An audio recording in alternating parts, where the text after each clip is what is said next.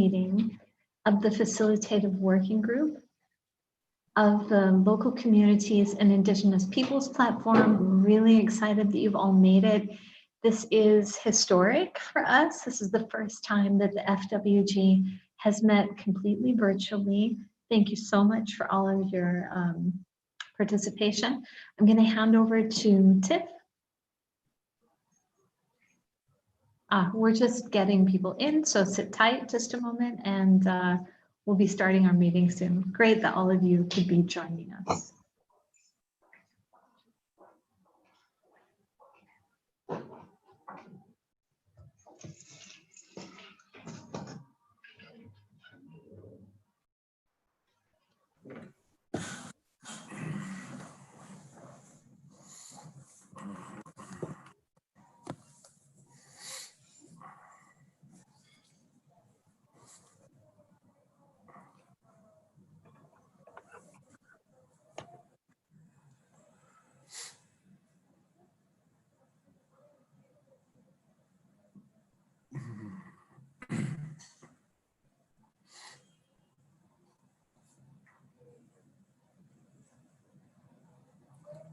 Hello, everyone.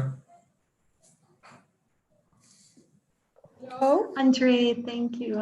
Yes. Hi, Patricia, Nicole, Jay. It's good to see you. Nice to see you too. Good morning, everybody. Morning. Hi, Jane. It is early morning for you, isn't it, out in the Pacific? It is a little early still, yes. We're always so glad when you can join. For all of you who are joining us, Patricia, it's wonderful to see you. Thank you for making time. And of course, Andre, thanks. We'll be starting in just a few minutes. We're just waiting for a few more people to come and then we'll start. And Tiff will lead us in with a few technical pointers. Thank you, Coco. Hi, Coco. Hi, Patricia. Hello, Andreas. Hi, Hassan. Hi, Jen.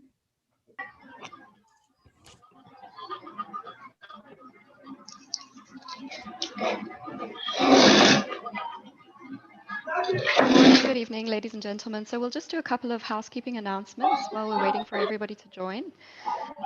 The working language of UNFCCC constituted bodies is English. So for this meeting, we're pleased to let you know that we've also managed to get French and Spanish interpretation via the app Interprify. We've sent out instructions to all registered participants by email on how to access the interpretation if you do require it. Speakers for the opening and the 14 main members of the FWG should please use their video if they can to ensure that they appear on the screen at all times, and everybody else, all of our other participants, should please switch off their videos when they're not speaking. Please keep your microphone muted unless you're speaking. At certain points in the meeting, the FWG members will open the floor for discussion and comments from our contributors and participants. And during that time, when you want to take the floor, please simply write your name in the chat function. The Secretariat will keep a chronological list of the speakers, and they will keep the co-chairs updated on the list. Please note that we're broadcasting this meeting live as well, and on-demand recording will be made available after this meeting. So that will be put on the webpage after this meeting for those that couldn't join live.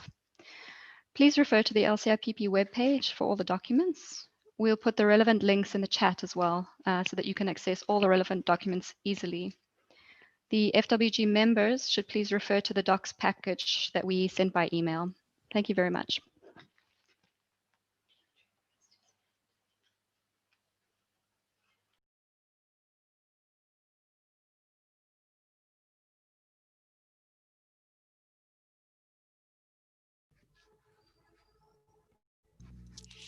I have a question, Tiffany. Yes, please go ahead. Regarding the translation, the interpretation, I will need French, but I don't have a headset to plug into my phone. And I think I'm going to... Andrea, you've just gone on mute. Sorry. Okay, Sorry. sorry. I was just asking about the interpretation function because if anyone's going to be speaking French, I would need that interpretation. But it said you need a headset that can plug into your phone to get that. I don't have that. My phone has a different kind of connector, I guess. And I think I'm going to need to also be in touch with you, Yes. which we can talk about later. But so I'm not sure how that will work. I don't know if anyone's planning to speak in French of the members. Okay, thanks, Andrea. Yeah, thank you for bringing that up. If anyone does want to speak in French and it doesn't work for any of the members, then we would also help you with the translation. So you don't need to worry about that. The meeting is conducted in English, so we do encourage at least the FWG members to undertake the meeting in English. The Interpretify app is also for people that want to listen more than speak, but we do make it flexible. So thank you for bringing that up, Andrea. Colleagues, we're going to start the opening now. So I'm going to Just want to Yes, highlight Andres. that my intervention will be in Spanish. So Okay. I read carefully. Okay. Yes, that's no problem. Thank you, Andres. Thank you. Okay. Welcome to third Facilitative Working Group meeting. It's my great pleasure to welcome all. My co-chair and I will be pleased to share the Facility Working Group in our first virtual Facilitative Working Group. We are pleased to see many of your valuable contributors joining this Facility Working Group third meeting. Despite all the challenges we have, we could have our working group meetings through virtual. And it is my great honor to hand over to Chief Fajobi Ifafajobi Ade Dutun of the Yoruba Nation, Araba of Mushim Oluo of Ijo, Orunmila. He's joining us from Lagos, Nigeria. Thank you very much, Chief. Over to you for opening of our meeting.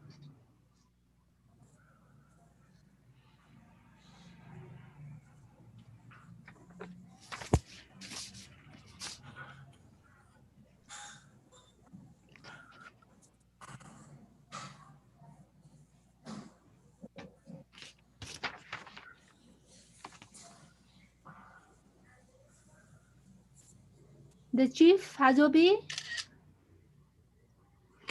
I would like to request for the opening ceremony. He needs to unmute. Okay.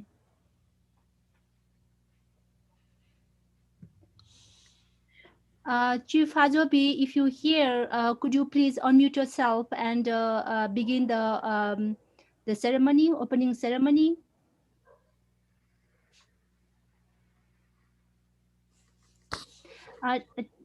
Tiffany, maybe the secretary could help us to help him to unmute, just in case if there is a technical stop to be sorted out, to help him to get access to the link or to the. Okay, sure, Pasang, we're working on it. We're asking him to unmute. Just give us 1 minute. Thank you.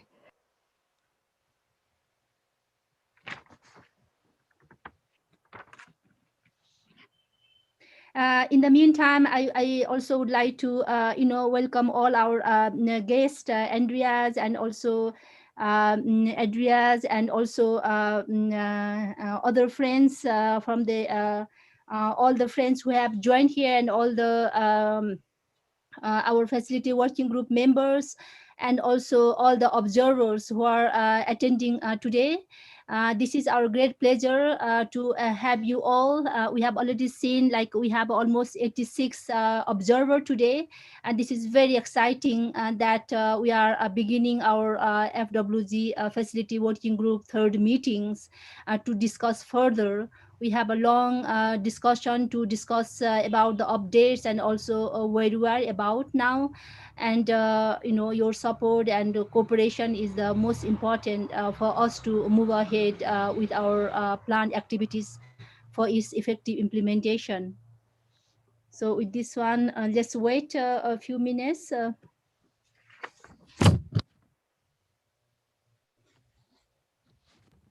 Pasang, we're in touch with him. We're just sending him chats on how to unmute. Okay. Thank you. Sure. Yes, sure.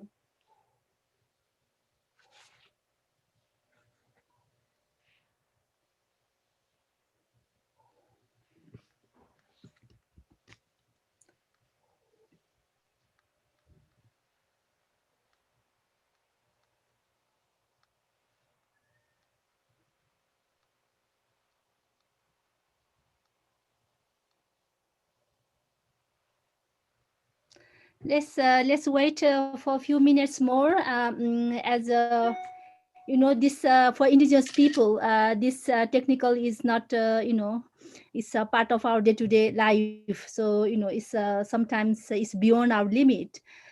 So let's hope he could join. If not, and then maybe we can have also someone who would like to volunteer. Let's wait for a few minutes. Otherwise, maybe we need to think about who would be willing to volunteer yourself for the opening ceremony. Like if the pandemic was not there, and then by this time we would be physically meeting each others and developing our synergy each others. But unfortunately, because of the present situation, that we all are relying on this internet access. Okay, here you are. I'm here Okay, with you. Okay, here you are. The floor is yours, Chief Fajobi. I'm here. I'm here with you. Can you hear me? Yes, Can we you do hear hear me? you, Fajobi. Yes. Okay. So we now start with the opening prayer. Shall we go ahead? Yes, please go ahead, our chief. Okay. Aboru Aboye. To everyone here, I am Chief Ifafajobi Ifagbemi Adedotun, the Olórí Olúwo Ìjọ Ọ̀rúnmìlà Adúláwọ̀, General Overseer Ìjọ Ọ̀rúnmìlà Adúláwọ̀. I'm also the Araba of Mushin Kingdom, here from Yoruba land, here in Nigeria. Yoruba land is situated in the southwest region of Nigeria. I come from a lineage of tradition, Ifa and Orisha priest.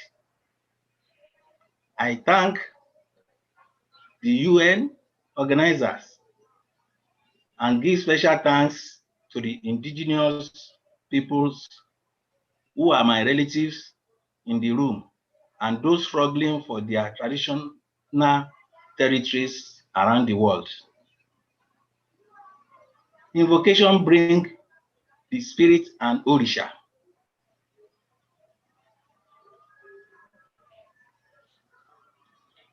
I now pray in Ifa stanza. Bí in Ejiogbe, Odu Ejiogbe. Bí a bá jí ká máa kíra ẹni, tá a bá ń kíra ẹni, a ò ní tètè kú. Adífá fún Ọ̀rúnmìlà, Ifá máa kúnlẹ̀ ṣòro, jẹun tuntun lọ́dún, gúnugún kì í kú léwe, dandan, gbogbo wa la máa dàgbà, tá a máa darúgbó, dandan. So I pray for longevity to everyone here. In Yoruba land, we are also facing climate challenges. For example, farmers need rain to production of their crops. In Yoruba land, when we expect the rain to fall by the month of May, when it doesn't come, it can result to famine.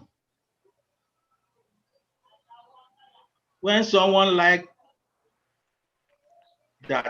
like that, when something like that happens, the farmer usually goes to an Ifa priest who might direct them to feed Orisha Oko. The Orisha Oko, or deity of the land that helps during the famines.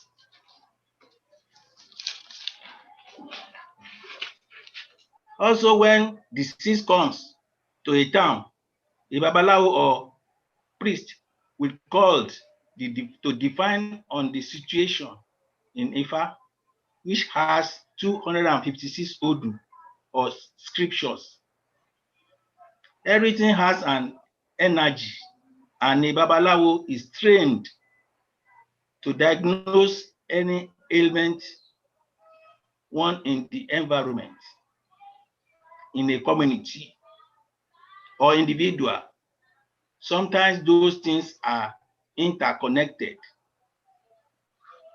Ifa cosmology, the ritual is about being in balance with one's destiny, and all things have a destiny.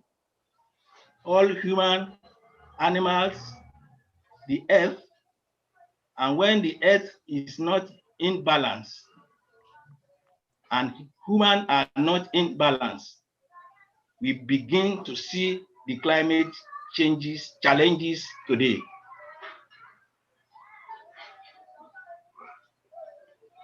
Through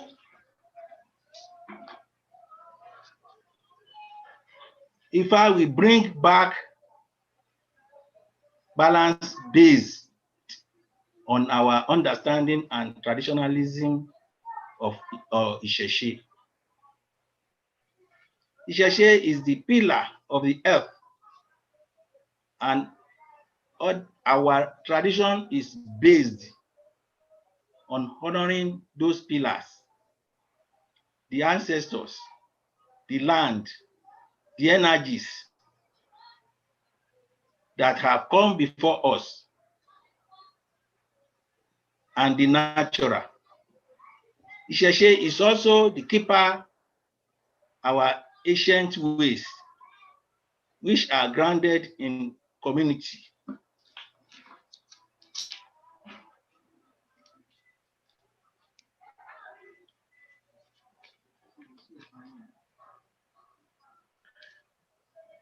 Ifa in the scripture and Odu, Ogunda Owarin, says as follows: we know that Isheshe must be appeased and respected. Okunsuna re nore, Osashu legbe legbe, Alashon rashon, Alashon rashon, Agbama le wọ́n mọ̀ pé gbẹ̀yìn ọ̀run sùn, wọ́n ṣubú yẹ́gẹ́ tán, wọ́n fi rùngbọ̀n dí àpẹ́pẹ́pẹ́. Adúbá fún Ṣẹ̀ṣe tí ṣe lórí orò láyé, tí ṣe lórí orò níwàrún. Kí là wá bọ ká tó ríre, Ìṣẹ̀ṣe là wá bọ ká tó ríre, Ìṣẹ̀ṣe ní bàbá ètùtù. In the olden days, if it happens that everything turned upside down, so they now consult in this Ogunda Owarin, that's what happened to them. They were told to go back and serve their Isheshis and feed the Isheshis, the pillars. After they've done everything, everything comes and be okay.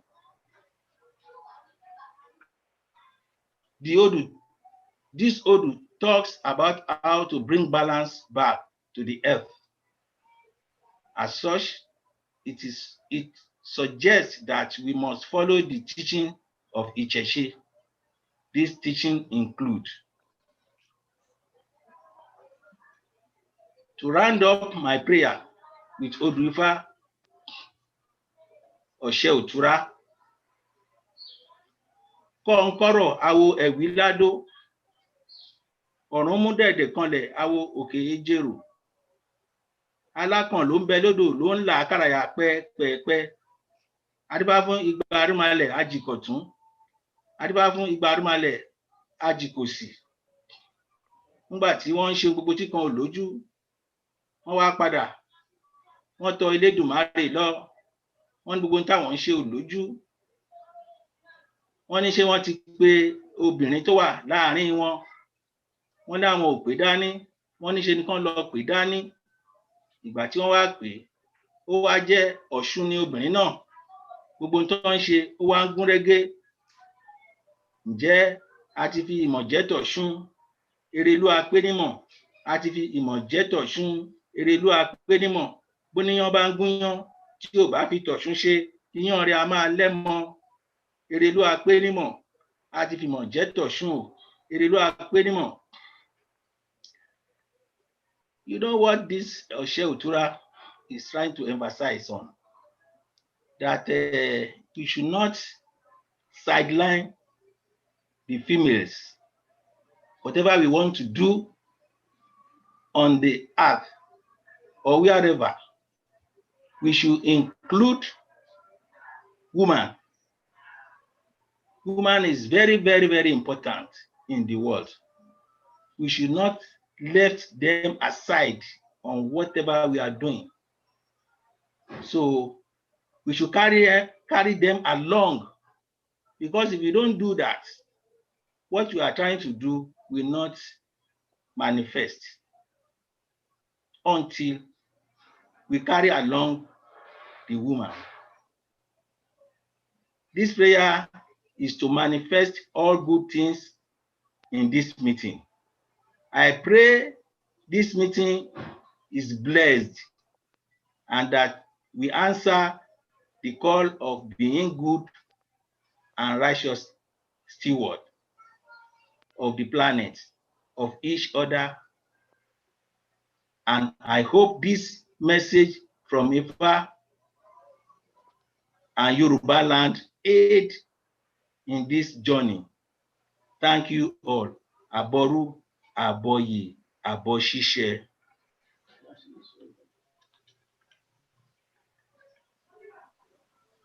I've rounded up my prayer.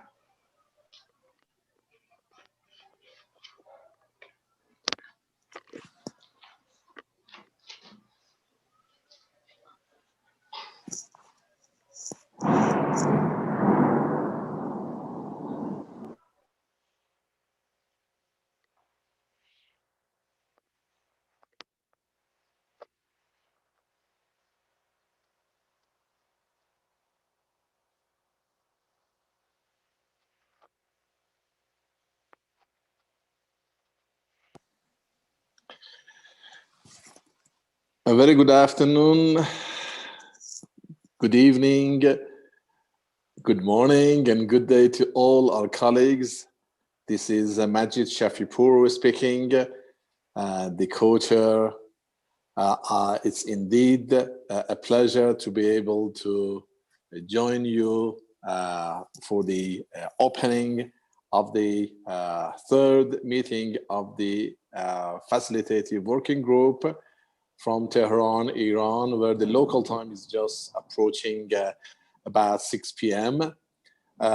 First and foremost, I would like to thank very much Chief Ifafajobi for the word of prayers that are indeed very inspirational and paves the way for a very fruitful meeting between the members of the FWG, namely the parties and the indigenous peoples working hand in hand to advance the purpose and the final goal of the Paris Agreement and its articles. It's indeed very important that during this very difficult time of pandemic, thanks to the Secretariat and their support, we've managed to hold this virtual FWG3 meeting that would hopefully, with the support and cooperation of all its members and the prayers and further support, the moral support of the other participants in the FWG3 meeting, achieve its mandates and go through its agenda. I wouldn't really delay you much further.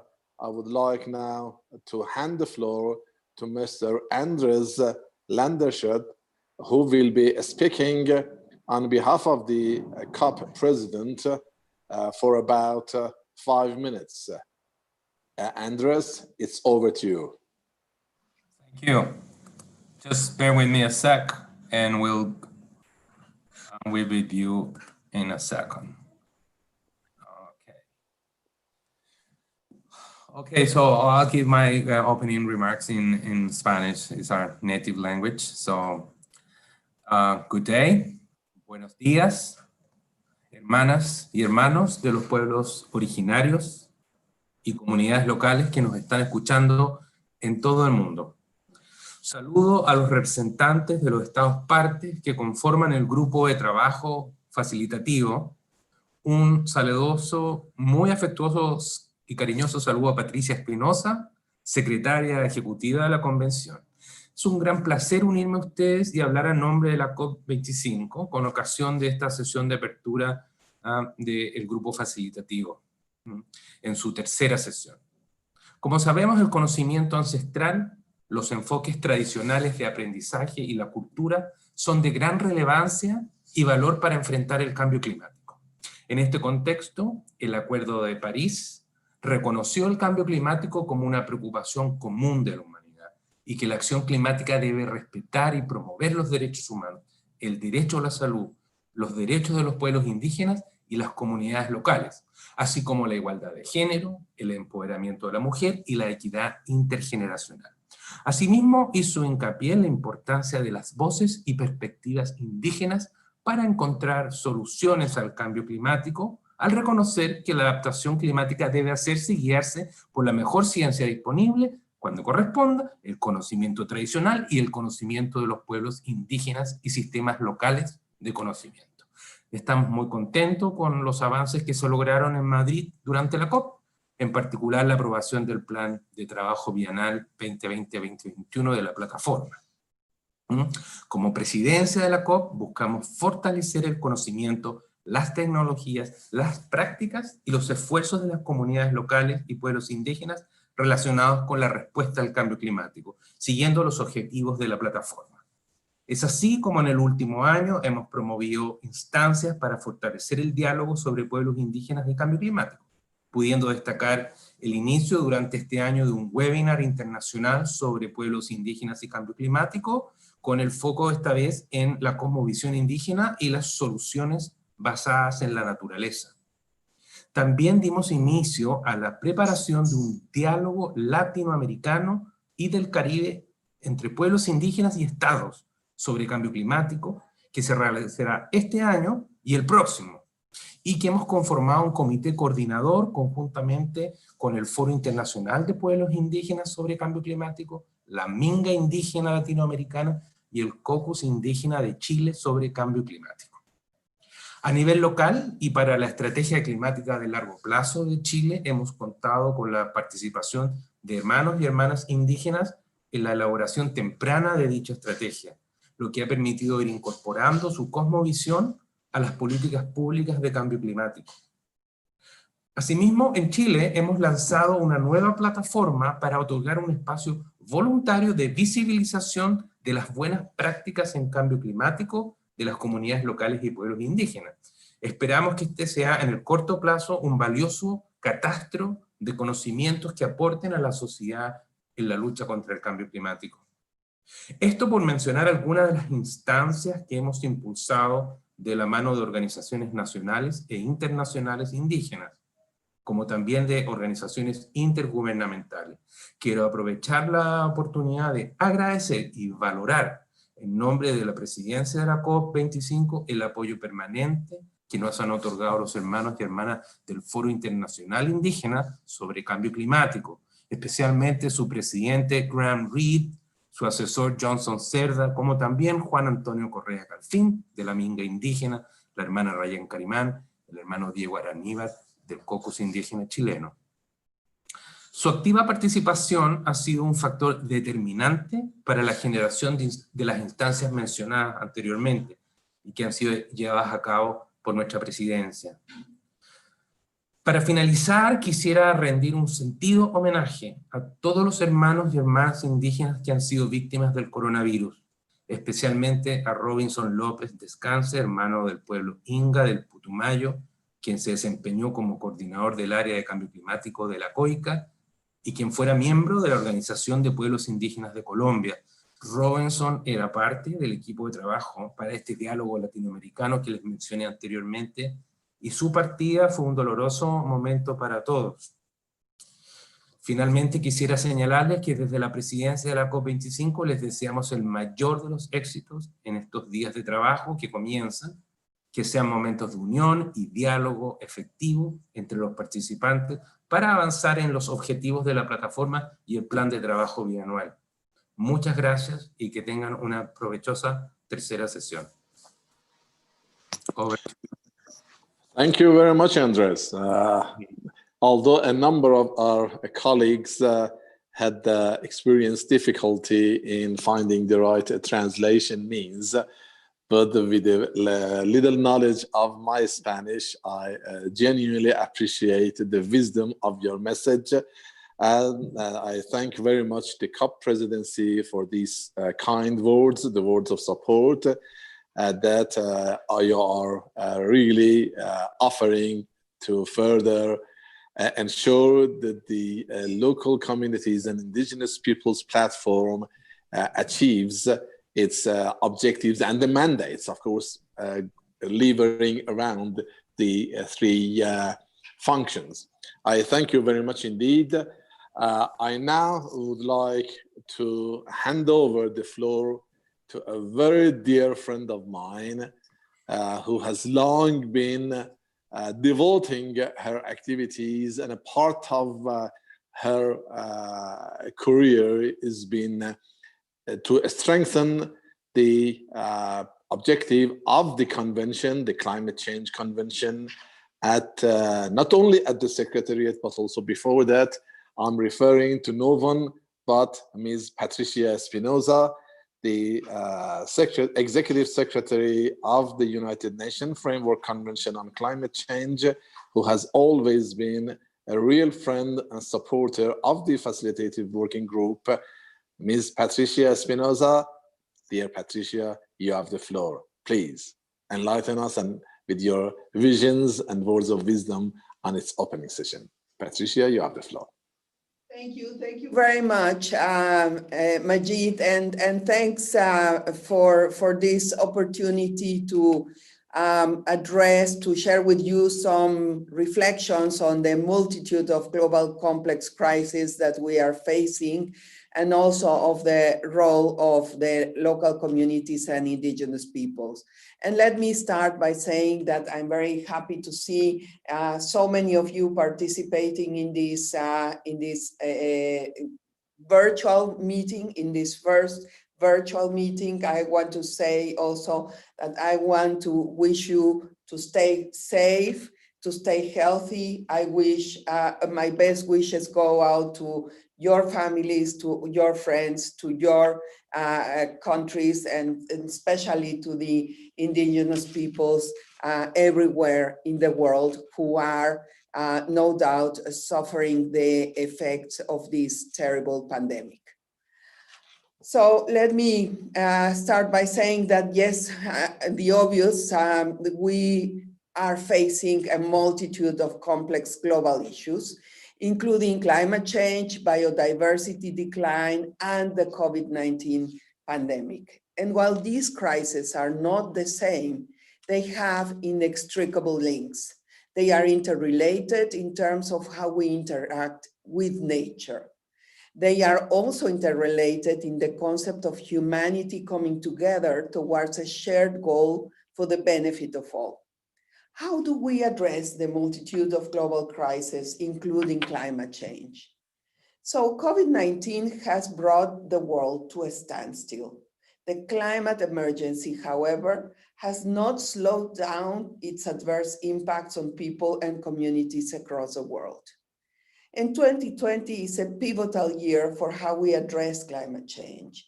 As the global community strives to recover from COVID-19, we face the risk of bringing back business as usual in terms of our economy and how we interact with nature.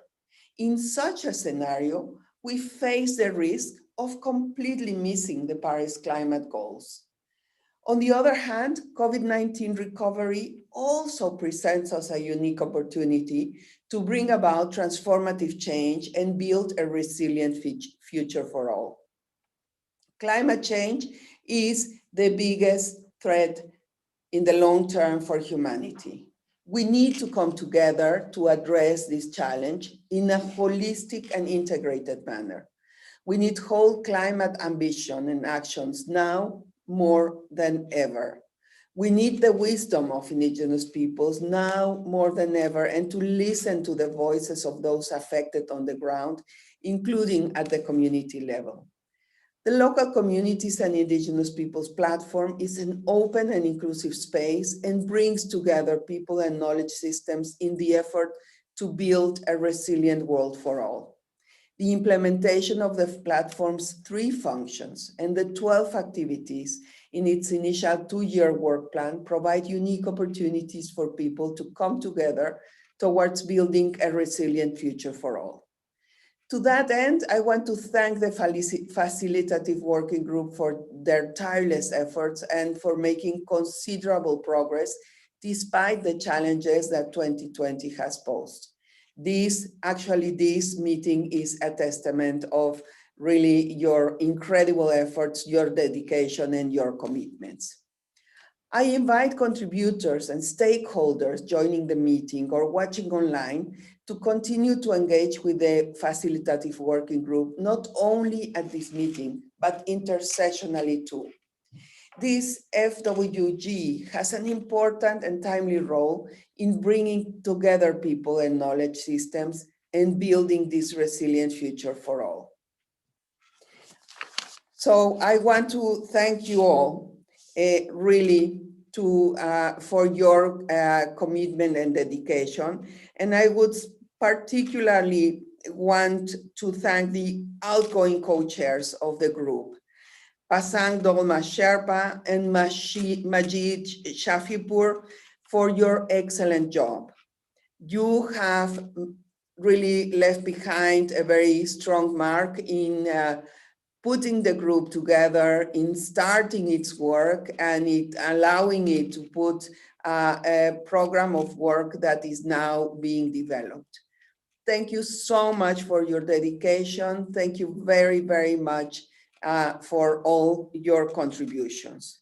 We will all miss working with you, but I also want to welcome the new co-chairs. And I want to express to the new co-chairs that we at UN Climate Change stand ready to support your work and especially continue enhancing the importance of this platform of local communities and Indigenous peoples.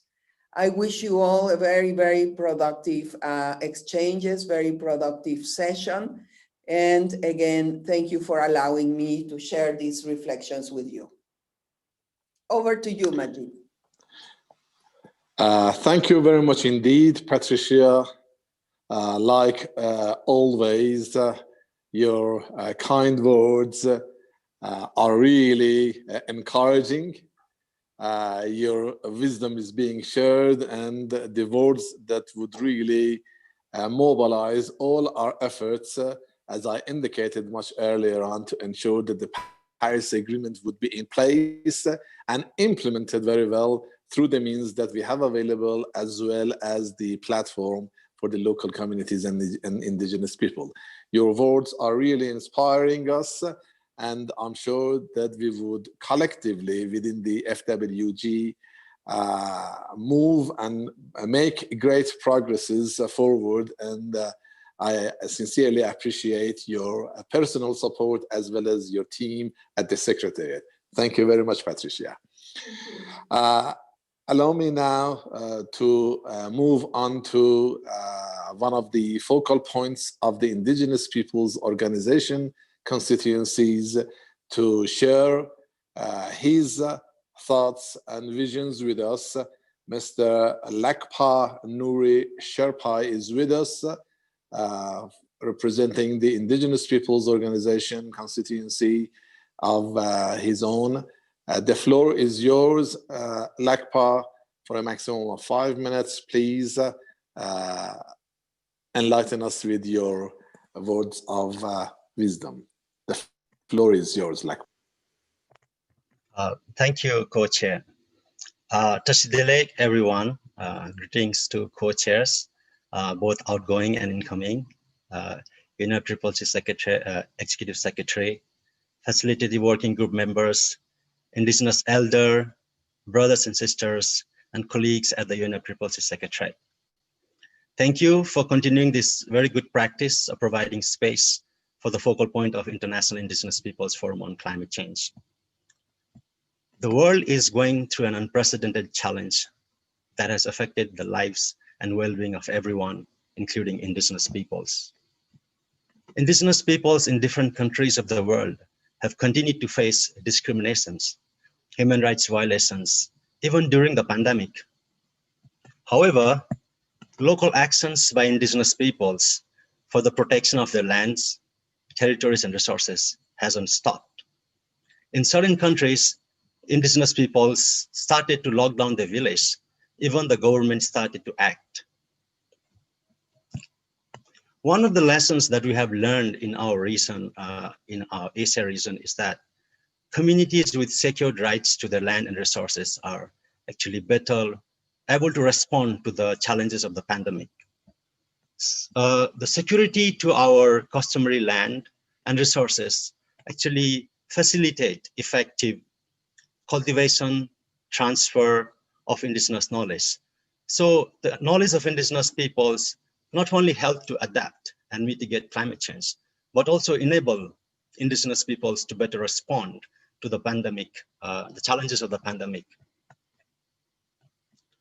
I would also like to take this opportunity to share some of the initiatives that we have taken in our region to contribute to the UNFCCC processes, including the local communities and Indigenous peoples 2 years work plan, including the UNCBD. So Asia Indigenous Peoples Pact, together with its partner organization, International Work Group for Indigenous Peoples Affairs, started organizing a regional conference, a regional preparatory conference of Indigenous peoples in our region since 2019 to better equip, to better prepare our Indigenous peoples, brothers and sisters, to contribute to the UNFCCC process. However, in 2020, we were not able to do that because of the pandemic. However, we have, in partnership with the UNDP, we are going to conduct country studies in 11 countries in Asia to provide a report how are Indigenous people's rights reflected in the different national climate change policies and plans, particularly focusing on NDC. And that report will also help to gather all the good practices that Indigenous peoples have, the local actions Indigenous peoples are taking in the ground to show how Indigenous peoples are actually helping to implement the Paris Agreement. So that's the plan that we have in our region. And I'm sure this kind of initiatives that to contribute to the implementation of Paris Agreement are being undertaken by our brothers and sisters in other different regions. We have increasingly seen the leadership of the UNFCCC to provide space for Indigenous peoples. And a very concrete example is the Facilitative Working Group, where there is equal space and opportunity for Indigenous peoples to directly interact with the UNFCCC parties with equal roles and responsibilities. Indigenous peoples look forward to strengthen this partnership and make the local actions and contributions of Indigenous peoples, particularly how we are actually helping to implement the Paris Agreement, more visible in the future. And I would like to thank again for providing this opportunity for the focal point of Indigenous peoples. Thank you. Thank you very much, Lakpa. It's indeed very reassuring to learn about the depth and the extent of the commitment that the Indigenous peoples and of course Indigenous peoples organizations are exhibiting to ensure that implementing Paris Agreement would be as smoothly possible to the expectation of the public opinion. I really thank you very much. One would appreciate the uniqueness of this platform, because all along the parties and their representatives have been negotiating for over 2 decades about how climate change and global warming could best be addressed, and actions designed, formulated, and implemented to ensure that future stands a very promising and bright future for the generations to come, to not only benefit the present generation, but also the generations to come. The specificity of this platform that we have been luckily enjoying for the last 15 months or so is the possibility of enjoying, as it is really clearly said in one of its functions, one of its 3 functions, is to benefit and enjoy the indigenous knowledge. And I hope that during this pandemic, the indigenous knowledge can also be further demonstrating the power of how we could increase and strengthen the immunity system of our own personal selves, in order to ensure that we can better be prepared to combat this virus, and now equally we can better combat the global warming when it comes to climate change. I sincerely thank you all very much, and I am very much attached to the 3 functions of the local communities and indigenous peoples platforms, and now equally attached to the 12 activities, the dozen of activities that are blessed by the Conference of the Parties, and now very, very much anxious, and we are all eager to ensure that they are very well implemented and paving the way for us to be better positioned to move forward. I thank you all very much. Without further ado, I would move on to the other agenda item, the organizational matters, and Pasang, my co-chair, would take over from me. Pasang, the floor is yours. Thank you. Thank you, Majid. Thank you very much, and it's my great pleasure to share our thoughts as well. Before we go to the organizational matters and other agenda, and dear Lakpa, and also my other FWG members, and also all the observers who are here, thank you very much for joining this important meeting. Your presence, your guidance, your support is very, very important for Indigenous peoples and local communities platform. I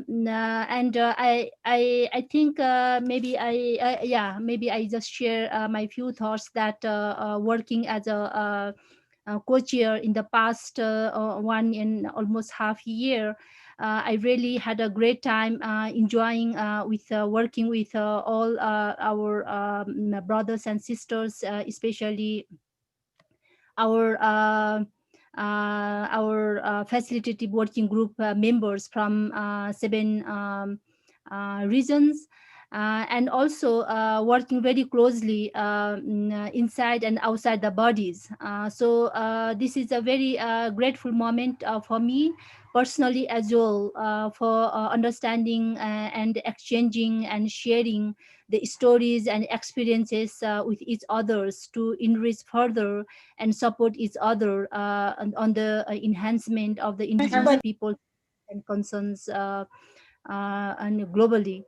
So I also would like to thank my co-chair, and also for the excellent coordination and communication with all our secretariat. And then also especially also the secretariat who have done their excellent work in coordination and communication, and then providing their every minutes of assistance to moving this FWG, our purpose and our activities ahead, despite all the challenges we have. Especially, I would like to thank Coco, Tiffany, Chad, Wijam, Marcelo, and also all other secretariat who are behind the scene of supporting FWG work plan and our the purpose of the three function of the platform. And also, I think I will be sharing a little bit later on that we would also welcoming our new co-chair and also new vice co-chair. And then I will be sharing a little bit later on for wishing them all the best.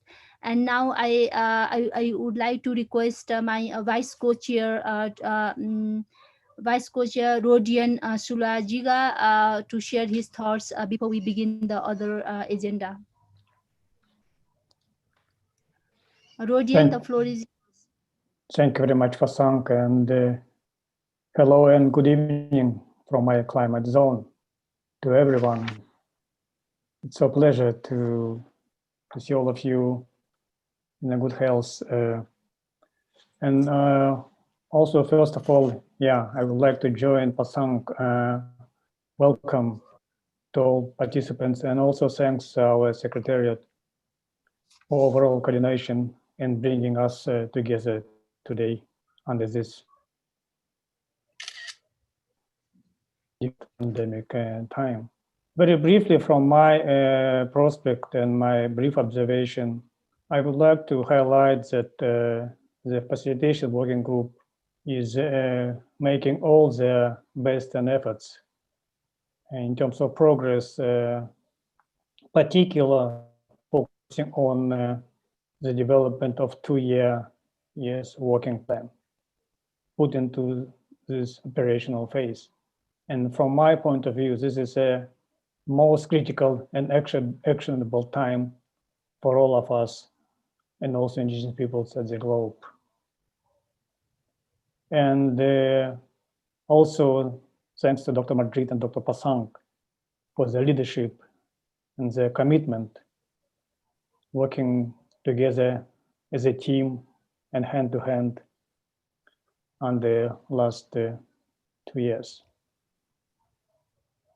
And finally, I'm looking forward for the rich discussion for next days, for the very good decision and outcomes on our ways to humanize the climate change impact and climate justice. Thank you very much. Thank you, Rodian, for your very thoughtful words. I also enjoyed a lot working very closely with you and supporting each others and also helping each others and energizing each others and help and collaborating each others to push our work plan and as well as the purpose of the LC, but also connecting the issues and concerns on the local reality. So further this one, now I would like to give a floor to the secretary to inform about the members about any changes in the Facilitative Working Group membership. Tiffany, floor is yours. Thank you very much, Pasang, for giving me the floor. We'd like to inform the FWG members of changes that have occurred since FWG2. Some of these were mentioned to you informally, but we'd like to include them here in this formal meeting today. Tosi Panu, representing parties from Africa, stepped down due to becoming the substitute chair, and he's been replaced by Alec Muvundika, who was the alternate and is now the main member.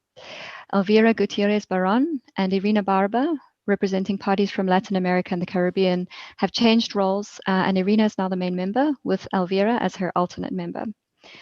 Samson Bulu and Jane Au, representing Indigenous peoples from the Pacific, have also changed roles, and Jane is now the main member, with Samson as the alternate member.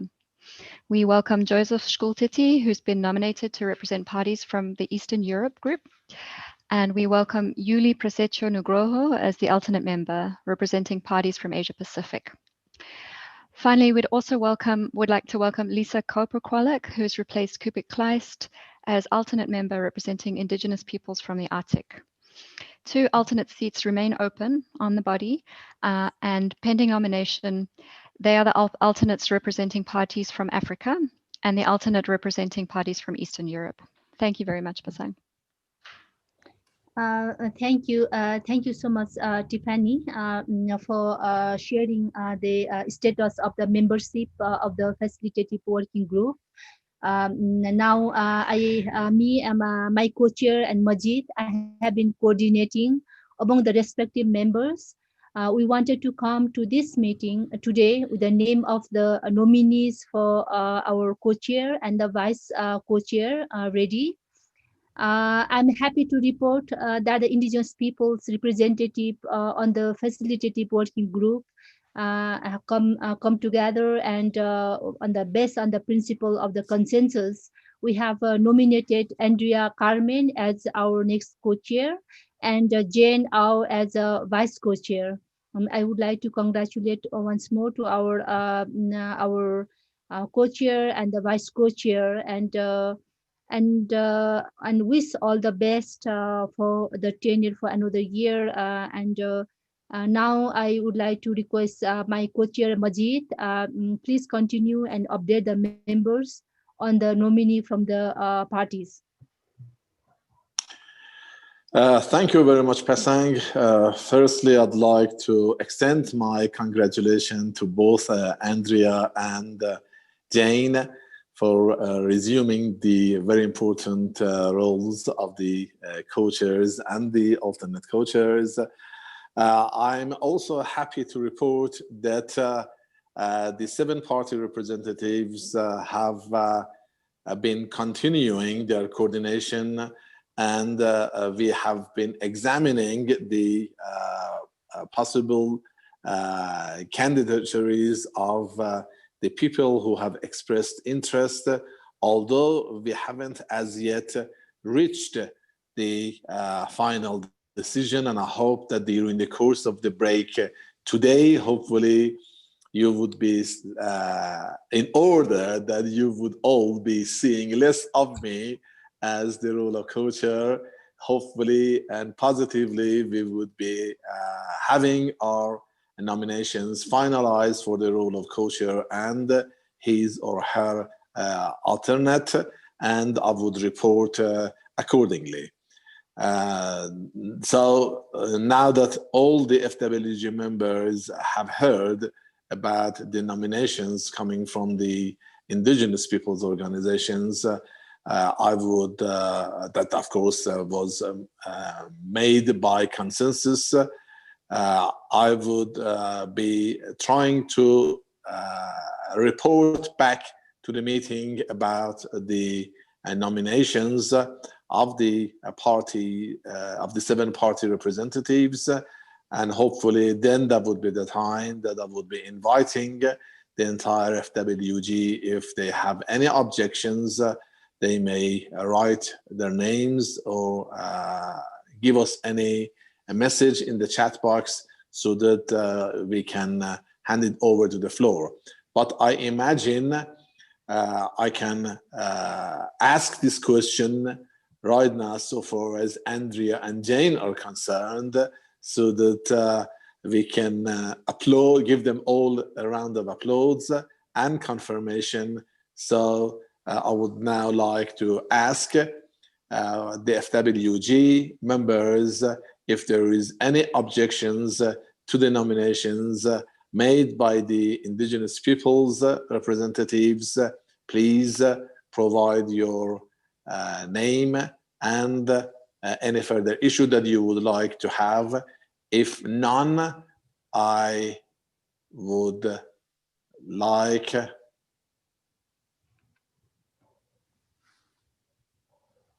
like now to ask.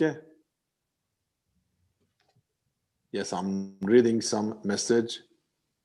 Any alternate Lisa will join the meeting. Okay. Okay, fine. I hear no objections and read no objections at this stage, and it is really my great honor and pleasure to welcome both Andrea and Jane and congratulate them immensely and wholeheartedly. And I hope that I would be in a position before the end of this meeting today that we would be having our party representatives, nominees as well. If we can, yes, hearing no objection, it is so decided. Congratulations to Andrea and to Jane for being elected as the co-chair and the alternative. And I hope, as I indicated earlier on, I would be reporting back on the outcome of our consultations. It is normally a bit more time consuming when it comes to party representatives making elections, and I hope that this would not take much longer. Pasang and I will finish chairing this agenda item on organizational matters and will then hand over the chairing to the new co-chairs. But I would now like to pass on to Pasang to take the agenda items further for adoption whilst we continue our coordination amongst the party representatives. Pasang, it's over to you. Thank you, Majid. Thank you so much. All the FWG members have already received the draft proposed agenda. You have received already in August. So we would like to adopt this agenda. However, we ask members that if you have any additional items that you would like to add or consider adding under the other matters in the agenda on Thursday. As you all know, we have a limited time in these FWG 3 meetings and many activities to proceed ahead. If any FWG members has a comments to make on the agenda, please write your name in the chat box. Otherwise, we'll adopt it.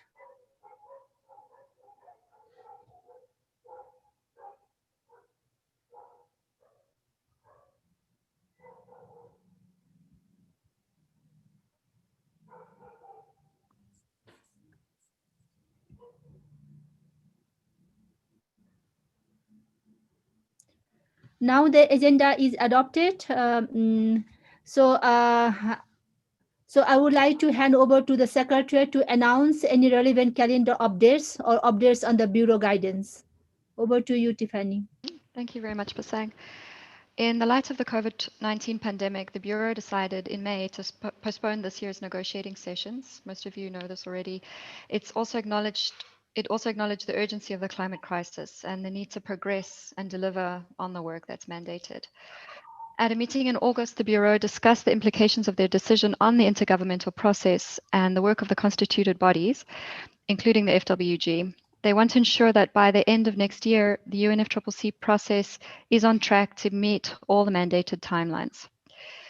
They've agreed on a list of criteria to enable progress to continue and to make sure that the work mandated for 2020 and 2021 can be delivered at COP26 in November next year.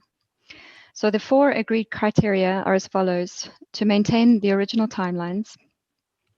This applies to the LCIPP work plan, which has the timeline 2020-2021.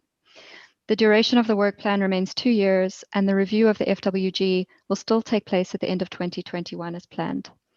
Work mandated for this year should be advanced informally or virtually if possible. Second criteria is to maintain the number of constituted body meetings and documents as originally planned. To do this, body meetings that were mandated to be held in conjunction with sessions can be delinked from the sessions, such as this meeting, and held virtually.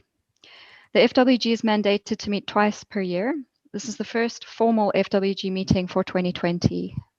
On Thursday, under agenda item 8, members will decide on the date for FWG 4. The third criteria is to extend the current membership of body members if needed, but in the case of the FWG, this was not necessary because the current members are only halfway through their three-year term. And the fourth criteria is that events mandated for 2020 should be held in 2020 to the extent possible. So the work of the Facilitative Working Group and other constituted bodies is an important contributor to ensuring an ambitious climate change regime, as you all know. So we, the Secretariat, we're here to support the members to implement these criteria, including through innovative means if necessary. In terms of relevant upcoming UNFCCC events, the UNFCCC Climate Change Dialogues will be held in November and December 2020. They will offer new opportunities to showcase progress and achievements on climate action in 2020. The SB chairs are considering events for this meeting, including one for the LCIPP, and we'll keep members updated on this in the coming weeks. Thank you. Thank you, Tiffany, for the updates. I see a question from Andrea in the chat box. Andrea, please go ahead. Thank you. And thank you to everyone. I'll have some more comments later once we take the role. But I would like to ask then, given this, at our informal meeting that we had in May, I presented the proposal from North America region, which was also endorsed by Latin America Caribbean region, in light of the obstacles for advancing some of the activities, which I'll talk more about. Estebancio and I will talk more about when we come to discussion of activity 2, the regional meetings. It was a proposal to actually extend the work plan an additional year, because so much of what we planned this year depended on face-to-face interactions and in-person meetings. So given this report, I'm assuming that that will not be able to be considered. Is that correct, Tiffany? That's right, Andrea. Mm-hmm. Okay, just so my region can absorb that for their proposal, those that are listening today. Thank you. Andrea, just to also clarify that the members of the FWG will put together a draft second work plan for the LCIPP and the FWG for 2022, 23, and 24. So you can take that into consideration also, given this context that we have with COVID.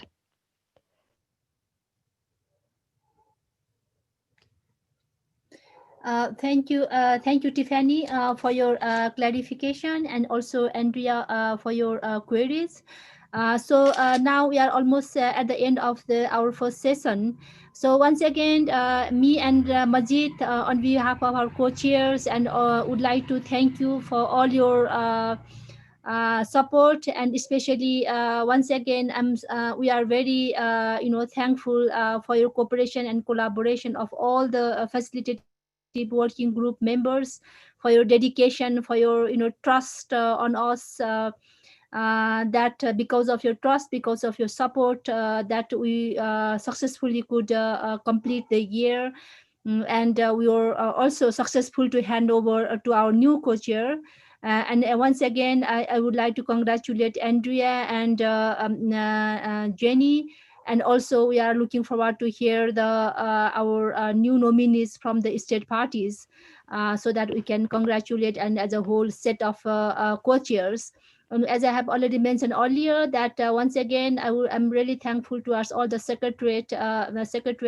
Without their help and without their dedication and commitments, perhaps it would be very difficult for us to move ahead. And personally, I'm really thankful, Tiffany and Coco, Majid, Chad, Marcelo, and all the others. I really enjoyed, and thank you so much. And thank you so much for all the other secretariat and also our collaborators, just inside and outside the bodies, who have been joining hands with the FWG to move ahead, giving the importance of indigenous peoples and local communities issues and concerns.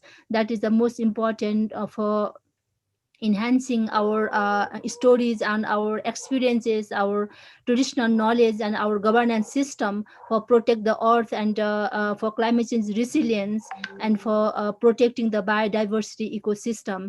And thank you very much for all, and I really enjoyed, and thank you very much all the participants for joining our FWG meetings, and looking forward to working together ahead. Now, now we'll break for 20 minutes, and we'll resume after 20 minutes. And thank you very much, all of you. Pasang, can I make a housekeeping announcement, please? Yeah, please. Okay, Yeah, so please. thank you very much. Just so the announcement is that the party representatives on the FWG, the 7 members, we're going to move you into another room so that you can discuss the upcoming election for co-chair and vice co-chair nominees. My colleague will be doing that now. She'll be moving you into a separate room for that meeting. And because you might need some time for that and also a small break, Pasang, we suggest that everybody comes back at 17:40, which was the original time on the schedule. So 20 to 6 German time, which is in 30 minutes from now. Okay, great. Thank you. Thank you, Tiffany. Thank you very much. Yeah. Thank you. Thank you very much, Tiffany, and thank you very much, Pasang. We will certainly try to make the best of the 30 minutes made available to our representatives. Yes. Thank you all very much. Good Thank luck you. to Thank you.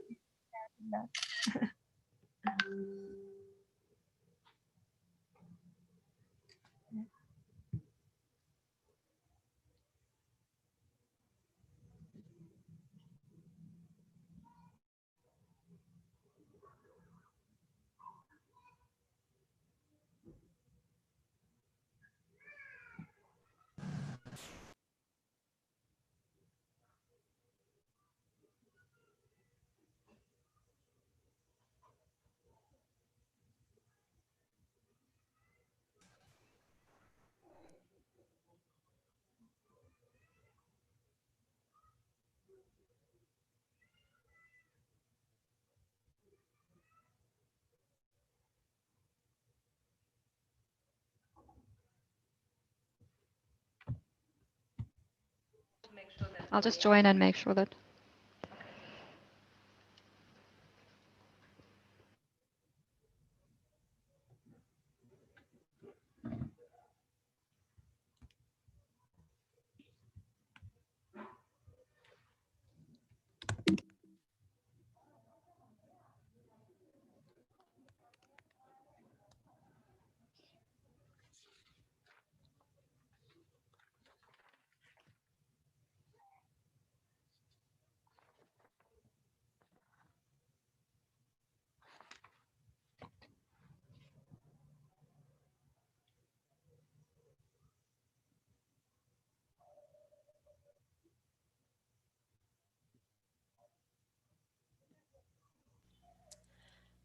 Tiffany, are you here still?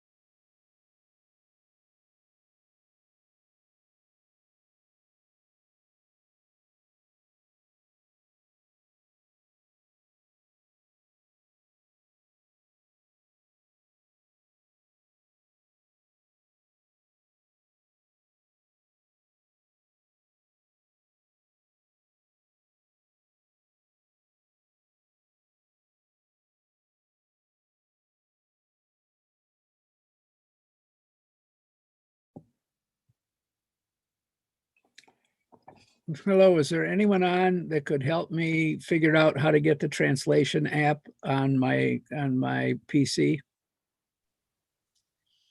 Hi, Frank, this is Andrea. Can you hear me? Yes, I can hear you. Okay, they sent an email earlier I can send to you. Yeah, I've got the link. I've got it, but when I try to download the interpretation app to put on my Microsoft Surface, it Yeah. won't go there. It wants to send it to my phone. Yeah, I think they want you to do it on your phone. I couldn't do it because I don't have a headset that plugs into my phone. Hi everyone. Hi Andrea. Hi Kenneth. I think it's Kenneth, right? It's Frank. Frank, sorry. Yes. The issue is that I think your interpretation that your Microsoft Surface doesn't count as phone for the app. There is a web link that that you can try using. We don't recommend it because it is still in a beta stage, but you could try it with your Surface, and I'm pasting it here now. It's the same token, so you can use it. And Andrea, you can use your phone also without a headset. It's just much more confusing because you will need to mute your computer because otherwise you will hear the sound from two directions, right? So you just have to ignore the prompt to switch or to get a headset. Just click OK, and then you can also use it with your phone without a headset. Okay, I'll only need that for French because I speak Spanish too. So, but others may need Spanish and French. And I think most of the members are all supposed to speak in English. Exactly. It's the working language, yeah. Yeah, the participants, you know, listening in may take the floor in the other languages. So, yeah. Okay, let me see what I can do on this then. Thank you. Sure, no worries.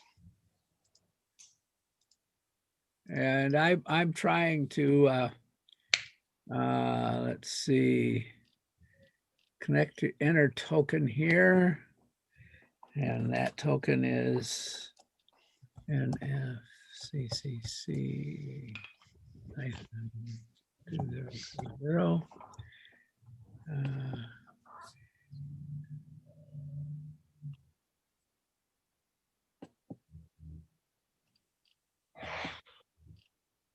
English. You can select between the three languages. So if you select the English channel, it is only active when somebody is speaking another floor language. Okay, but other than that, if someone were to speak Spanish, then this would be active. Exactly. This will be in the background, and I might need to mute my original the audio on the computer. Exactly. Okay. Yeah, so that's the way you can use it together. So you don't need a headset. I mean, we recommend using a headset because it's much easier to just switch headsets instead of or earphones instead of just switching off and on sound everywhere. But it's absolutely possible to do it with. I have very limited cell phone service at my house where I'm working, and so my services go in and out all the time. So I prefer not to use my phone when I'm here at the house. Okay, yeah, sure. David? Yes, Pasang? Yeah, so it says like a login to admin panel. So we need to they ask for the password also. No, it's not you. There is something that's called already have a token. Oh, okay. The That's admin the one login. Yes, exactly. The token is the one that was also pasted here, I think. I can paste it once again. It's in the this one. It is NFCCC. This one it is. Okay. So okay. you So can I just just this one. put in the token. This one NFCCC Okay. 2020. You don't need to log in. Okay. I think translators would freak out if we would all log in as admins. The link I put here. Enter the link here. Okay, I got it. So then I just to my session. Yes, you just connect to your session and then you insert the token there. And then you can select between. The token is UNFCCC-2020, right? Yes, NFCCC-2020 is a token.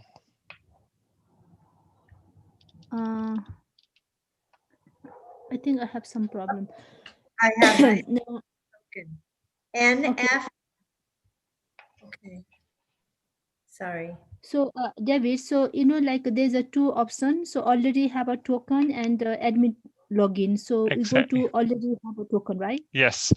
And then I just copy paste the link that you share in the chat box. No, so then I go. the thing that is below, the NFCCC-2020 is the token. But I don't see that one. Just write it down. Okay, it's NFCCC. UNFCCC. No, not UN, just N. Oh, N. NFCCC. Yes. -2020. Okay, and then to my session, right? Exactly. Okay.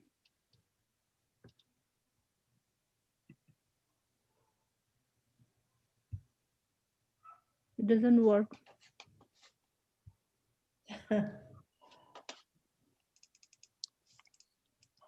You know, Zoom has a translation function that works very well. Yes, the issue is when you have more than two languages, more than one language that you translate to and back, it doesn't work anymore because the translators need something that's called relay. So they also need to communicate to each other and they need a certain amount of delay in order to be able to translate between multiple languages.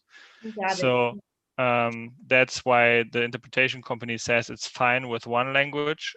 So if you have only English, Spanish, it works perfectly fine.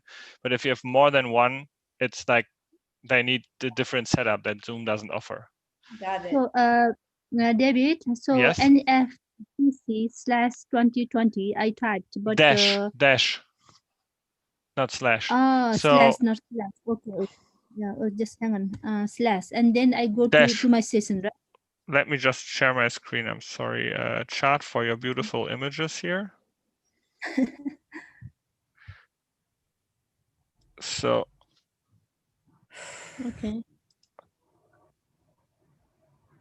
So what you have is what you see here, right?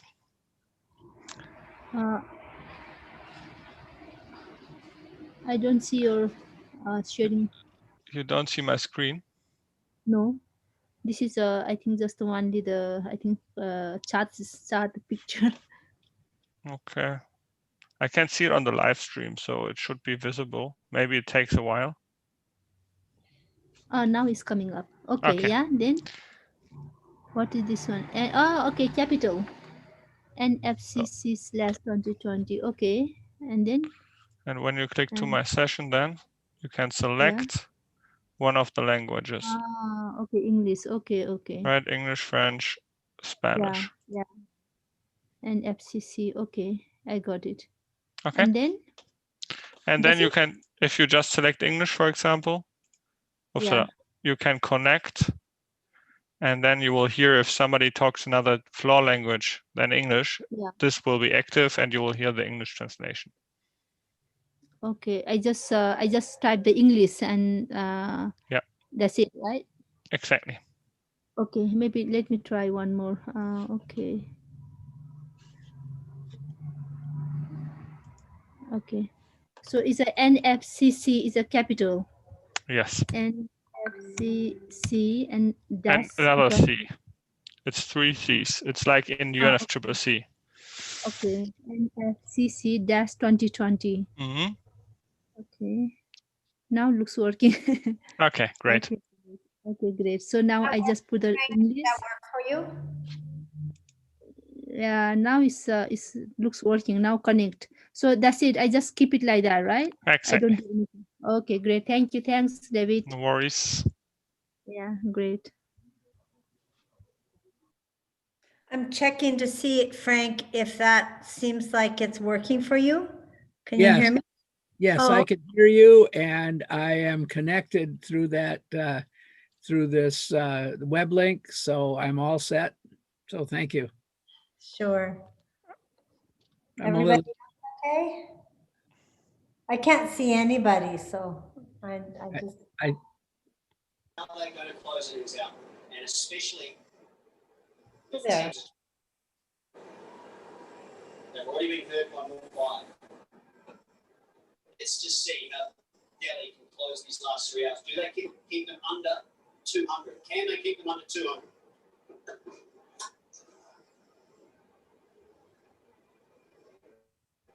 $18 runs from the over, 161 for 3.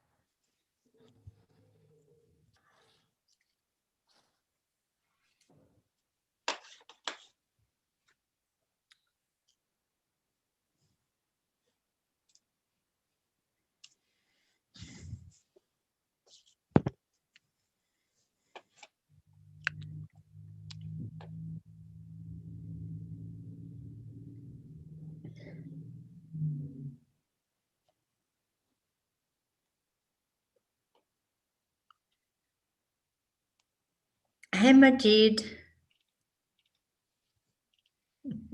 You're muted.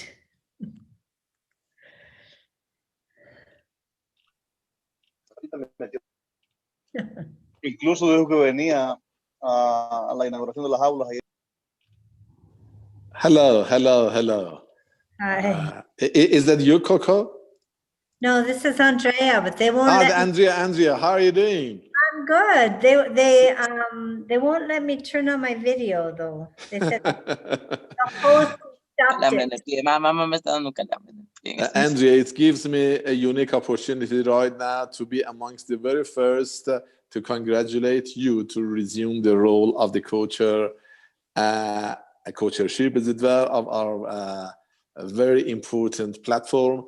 And I'm really happy to be able to report back to the meeting that we have also gone through the election, and we came very smoothly with a set of nominations for both the role of the co-chair as well as the vice co-chair from the party representatives. You would be happy. I'm very proud of the states for coming to consensus. And I think it's really very moving that we are all still experiencing the very good spirit of ensuring that the progress is certainly going to be continuing on its way and even being accelerated. And you imagine that the extent of the commitment, as I assured earlier on with the meeting, to ensure that the purpose of Paris Agreement is implemented and is reached is so immense that without any objection, we moved very fast, and we have now got Yo Molalap, Yo from for the co-chair, as well as Irina. Of course, this is all down a draft decision, as it were, hoping that it would be endorsed by the FWG very soon after the break. So we are maintaining a good gender balance, and Yo is being further being supported by Irina and the rest of the groups, all on consensus, and I'm happy to be able to report that back to the meeting very soon. Great. How are things going back in the States? Very good, except we have many deaths in our community. Oh, so sorry. COVID, yes, all the time. And our board member of the International and Treaty Council from our nation, who is very close to us, of course, the Yaquis, but also International and Treaty Council, and also my family, passed away on August 31st from COVID in Sonora, Mexico. Mariano Ochoa Milan, which, you know, we're still feeling very strongly. He's an important leader for our organization, but also for our nation beyond that. So, but it's, you know, it's a very difficult situation here with the COVID still, you know. So sad to hear that. So sad. You know, I mean, the national government, you know, has done nothing, and I'm not sure what's going to happen now that the president is in the hospital. I don't know. Couldn't happen to, anyway, I won't say that. I sincerely hope and pray that the things globally, so far as the pandemic is concerned, change for the better, because the new norms that are gradually being born from what I see and from what my observations can share are not really welcomed by the global community. And because human being in essence and in nature is an entity of being social and work together, wishing to hug and express feeling and senses, and this form of norms and isolating people, working from home and so on and so forth are not really very much welcomed in my part of the world, and from what I hear is being equally shared elsewhere. And I hope that we can get back to what we didn't really appreciate, and we had formerly taken those for granted, and now we can better appreciate what degree of freedom that we enjoyed.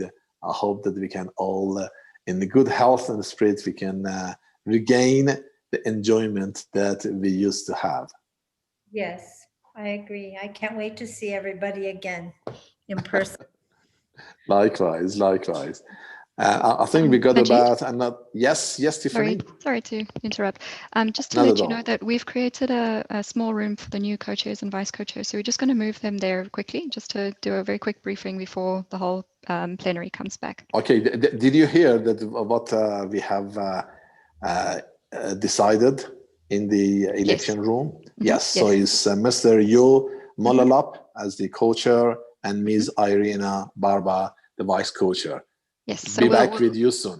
So once we resume the meeting, I'll very briefly report back about the outcome of our elections, then let them continue. Great, thank you. Take care, be good.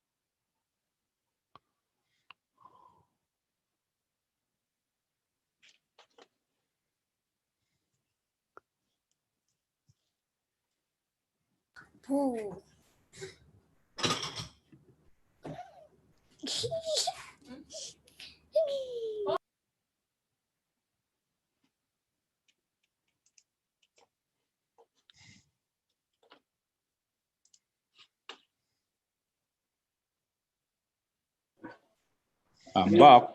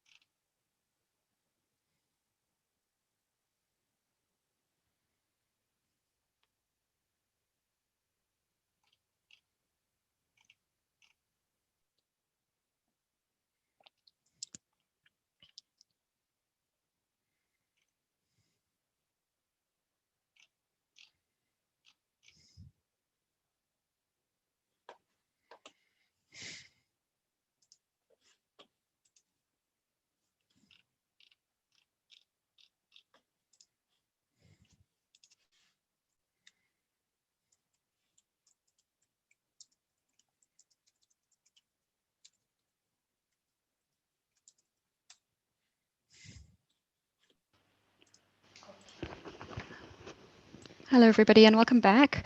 The break is finished, and I think Majid would like to take over, or Prasang, to finalize the election for the party representatives for co-chair and vice co-chair, and then we can continue with the next substantive agenda item. Thank you very much. Thank you very much. Yes, Pasang. Am I audible? Yes, Majid. Yes. Super. Thank you, Pasang.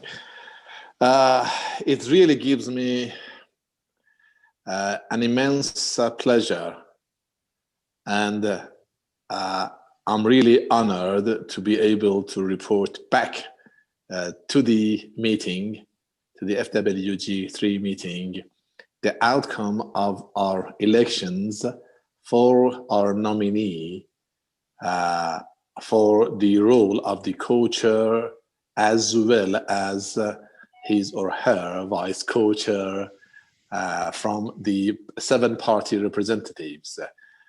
Over the course of the break, we coordinated very well, we exchanged views, and in the quite broad spirit of cooperation and collaboration, we have managed to come to a decision.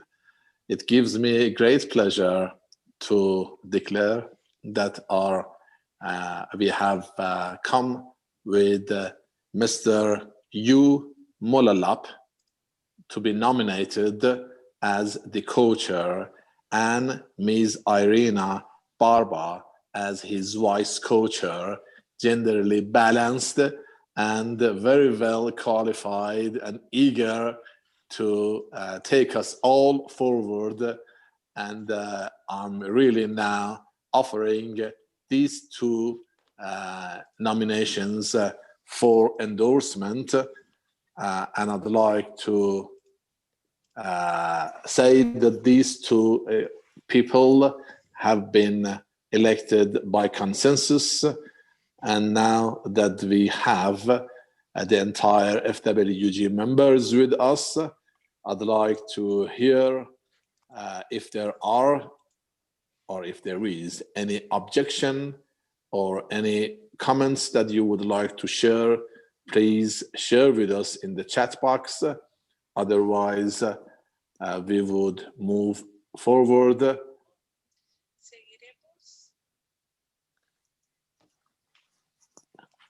Yes, I can hear you.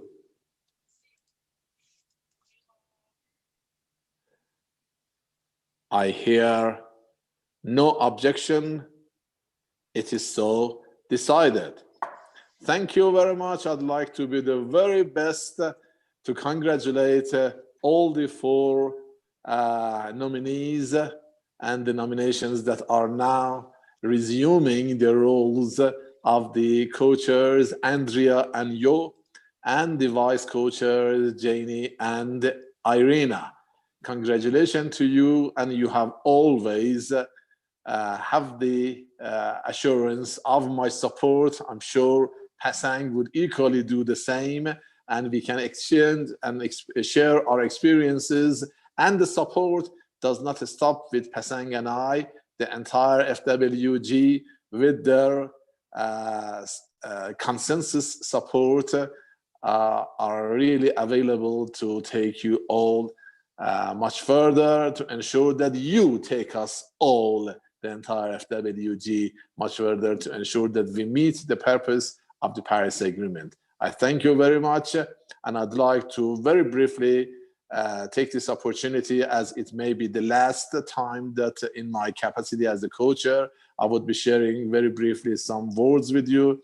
I'm really immensely in debt with the support of our colleagues from the Secretariat, from Coco, Tiffany, Chad, Marcelo, you name it. And they were really fantastic. And I can't really thank them enough. I thank you very much. And I bow my head and to you for your support. And I'd be looking forward to seeing all of you in person as we continue along virtually. And I stop here. Thank you all very much. Yeah, congratulations also to our dear Yo and Irina and Andrea and Jenny. Looking forward to working with you closely, and all the best wishes. We are there at the back together. Go ahead. Congratulations.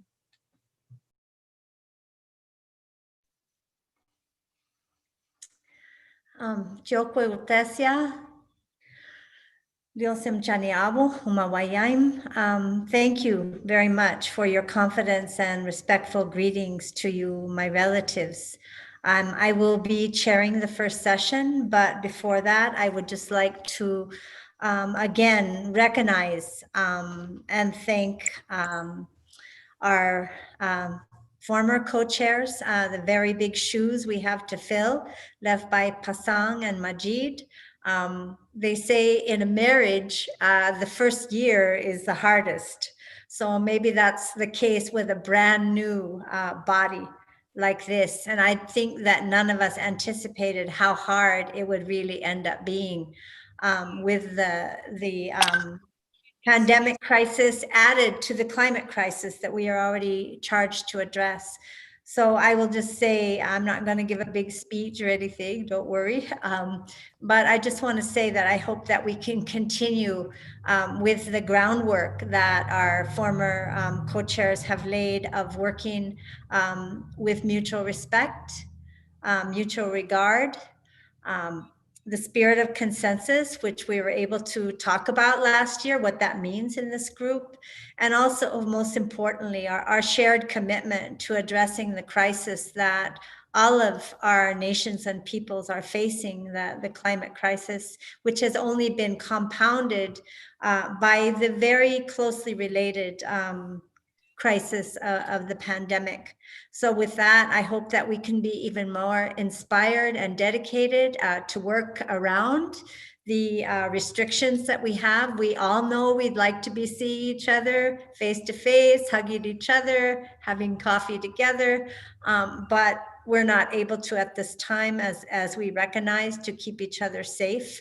Just one more aspect of why this is so important is that at least in our region, where we, because of the pandemic, have been losing a lot of our traditional knowledge holders, our elders, to the pandemic. So there's an urgency that we feel to advance our work and in a way that brings them into this discussion, which was always the intent, and dedicate ourselves to the knowledge and practices that they have left us in order to address the crisis and help our nations and peoples adapt and our future generations survive. I will be chairing this first section of the morning of this new meeting. And first of all, we're going to be talking about mainly receiving an update on the Indigenous Peoples and Local Communities platform, the web portal. And we're going to be hearing an update from the secretary. I think David's going to be sharing his screen with us.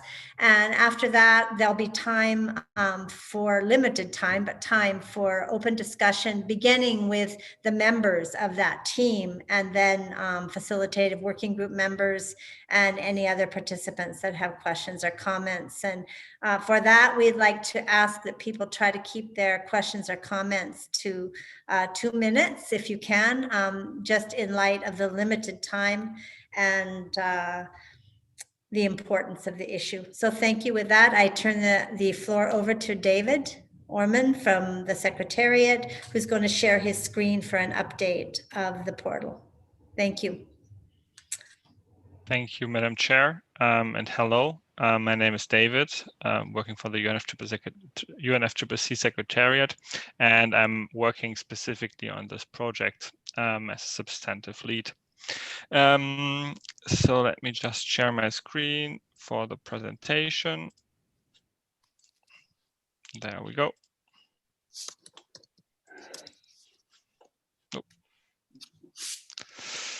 Okay. So this is just a little refresher where this is coming from.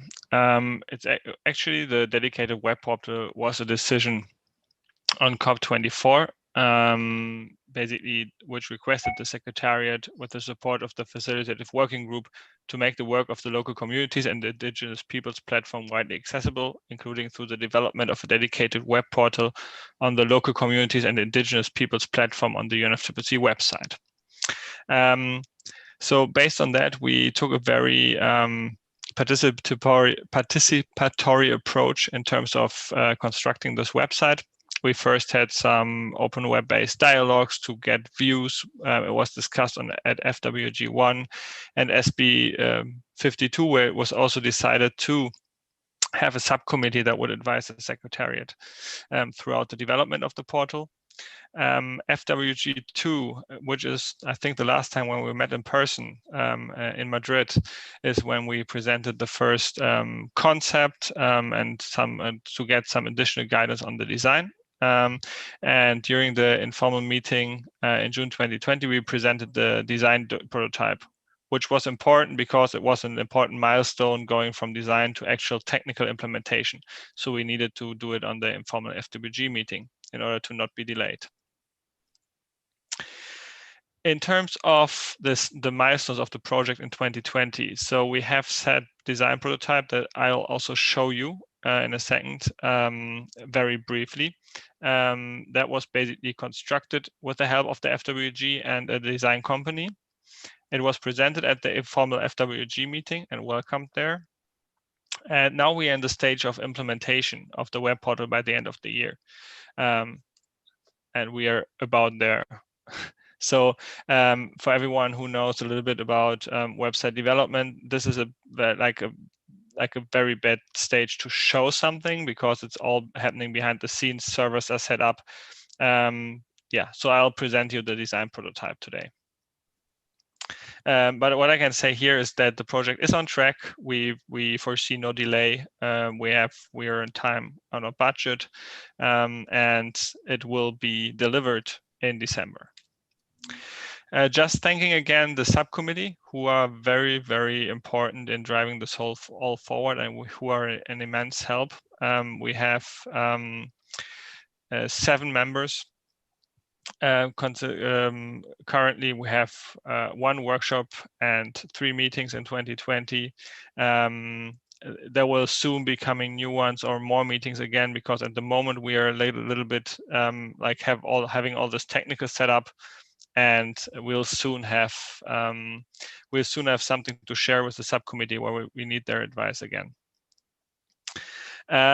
So just to say that in terms of the membership, we have Elijah from Africa, Alejandro from Central and South America and the Caribbean, Joanna from the Arctic, Kenneth from North America, Hala from Asia, and then Thomas Cameroon for WEOC, and Rebecca Forsgreen, who will soon be replaced also from WIPO, because she's the outgoing Indigenous fellow at WIPO.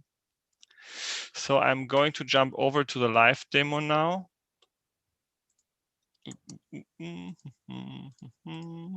Oh, where do I go next? New share. There we go.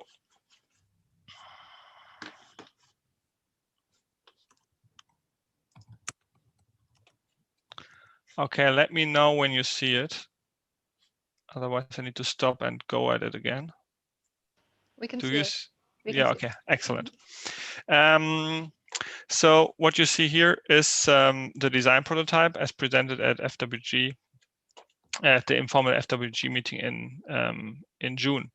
So what this portal is all about is really to serve the 3 functions of the LCIPP, and it's focusing around like really disseminating the information and knowledge products that the FWG produces, right? So this is only a small glimpse. We have a nice landing page that attracts people. We have very centrally two important issues or 2 important parts is the information hub and the calendar of events. These are like the information hub is where you will be able to find all information related to the LCIPP, everything that the LCIPP produced. There will be a function to subscribe to updates. So basically, if you want to be notified via email when something changes, something is added new, you can filter down to basically to only LCIPP resources, and from a specific region, for example. That's also what you can do here.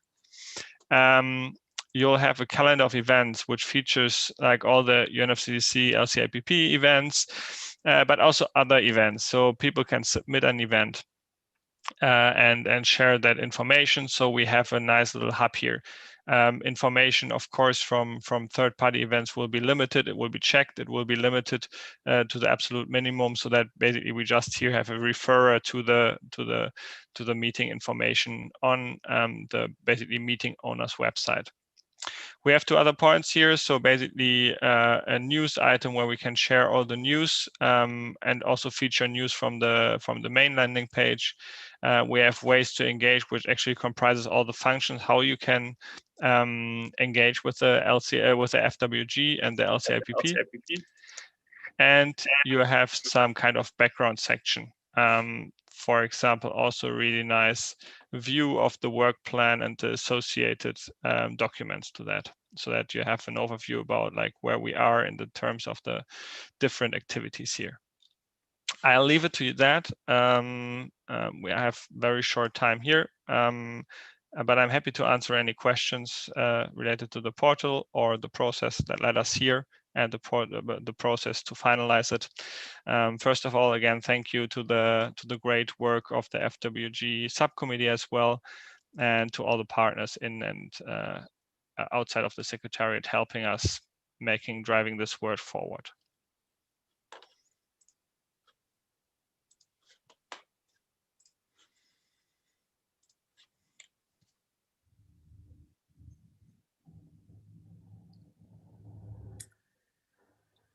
Thank you very much, David. I would like now to know if any of the members of the Facilitative Working Group would like to take the floor with any comments. Also, any of the other members of this particular committee that was appointed by the Facilitative Working Group, if you feel there's something else that should be stressed. Then we'll have a very brief time for opening it up to all the participants for questions and comments. Thank you so much. And please, Tiffany, let me know when the time is up for this section.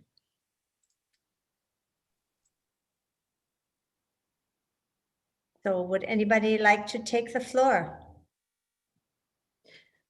I have one question, but it's from a participant. Would anybody from the Facilitative Working Group like to make a comment or have a question, or other members of this committee? Andre, it's Rodion. Okay, Rodion, please. Yes, thank you.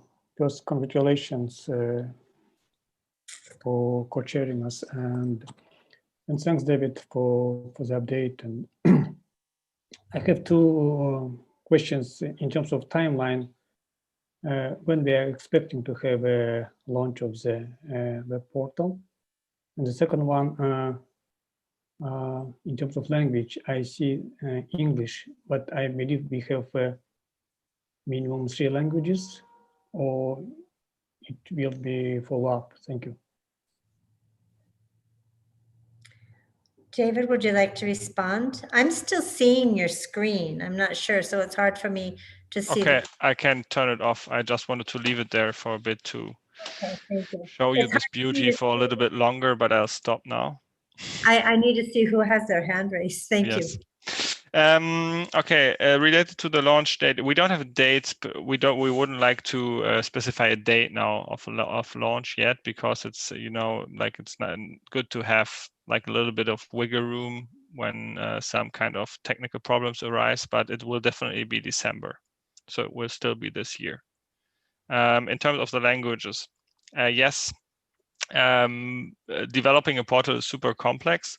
So what is happening here is we are launching the portal in English, but then we'll add the next, like the other UN languages as a next step.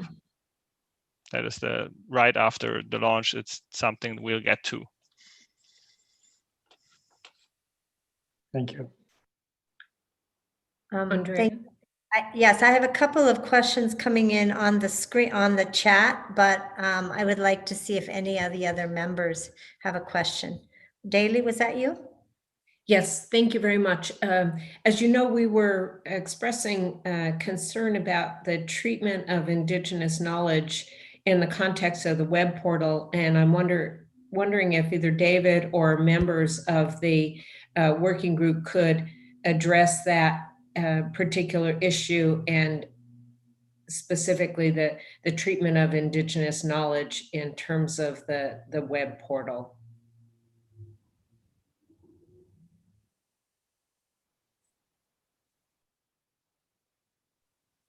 I can maybe start, and then I don't know who, I think Joanna is here, so they can definitely come to my help.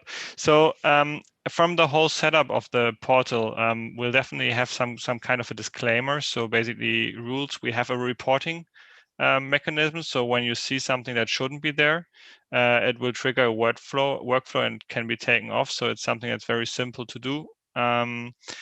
And the third, and I think most important one, that is that we called it Information Hub and not Knowledge Hub for a reason, because we don't expect Indigenous knowledge per se to be included here. I think the whole concept is based around that we are capturing here basically information, so meta information about set knowledge. So projects that were implemented, for example, using Indigenous and traditional knowledge, but not the knowledge itself.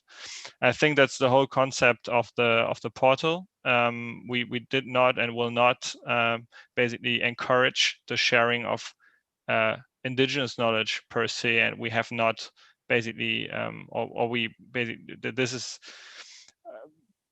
there is no intent here to do that. So it's really more about policies, like aggregated content. And Joanna, who else? I don't know. Kenneth, I don't know who else is in the room. Please correct me if I'm wrong here, but that's the whole concept. Yes. Okay. Thank you. Thank you very much. Yeah. Any other? Yes, I think that was also our original discussion, that would be the focus rather than knowledge sharing per se in that way.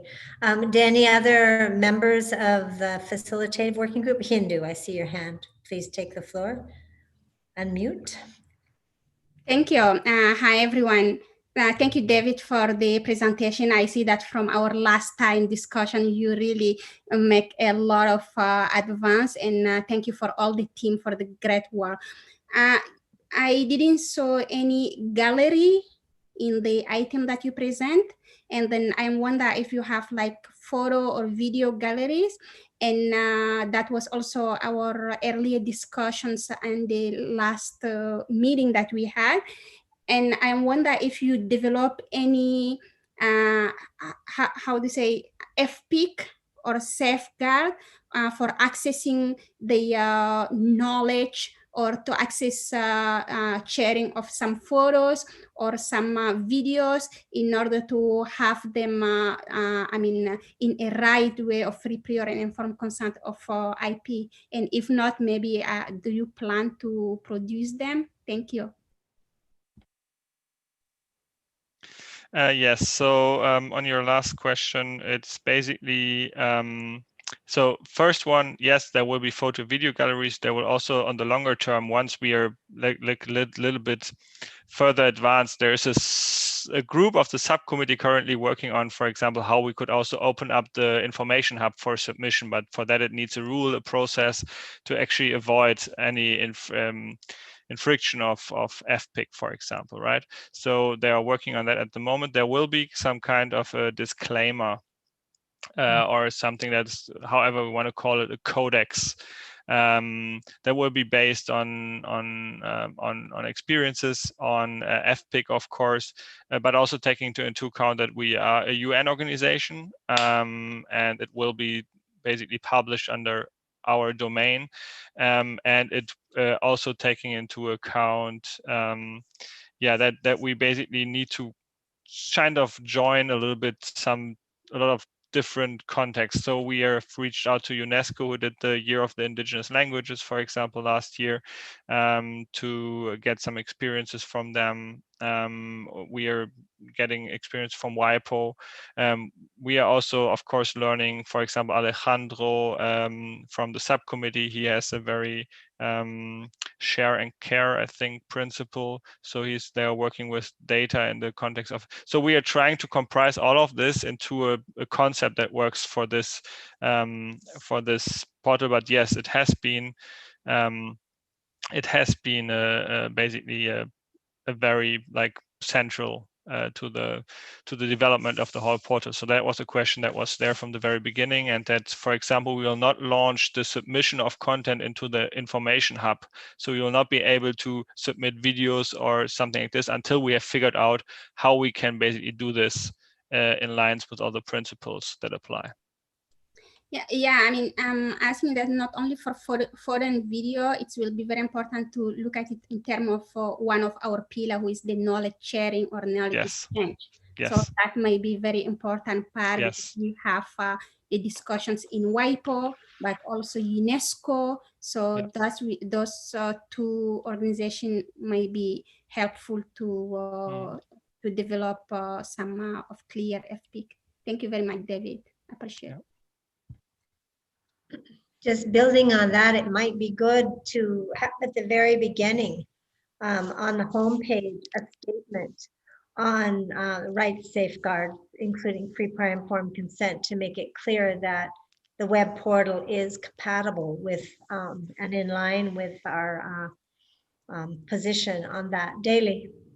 Yeah, I just wanted to say that I think that it's really crucial for us to be careful about how this web portal intersects with other entities like WIPO and UNESCO, especially in the context of Indigenous knowledge, that the information that we prepare and post on the site, that if there is interest or proposals for any kind of intersection with all of these other entities that we don't have full or direct control of, that we safeguard what we do have a measure of control over. So I just wanted to offer that caution, because frankly, the role that UNESCO, for example, has played in a host of different areas, not just in relation to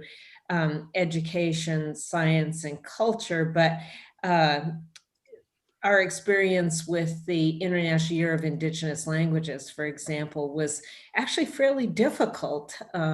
So I just want to make that caution that the web portal and information, as important as Indigenous knowledge, that we can present this information, safeguard the information, and have a measure of control over what is featured on the web portal, especially in the context of Indigenous knowledge. Thank you.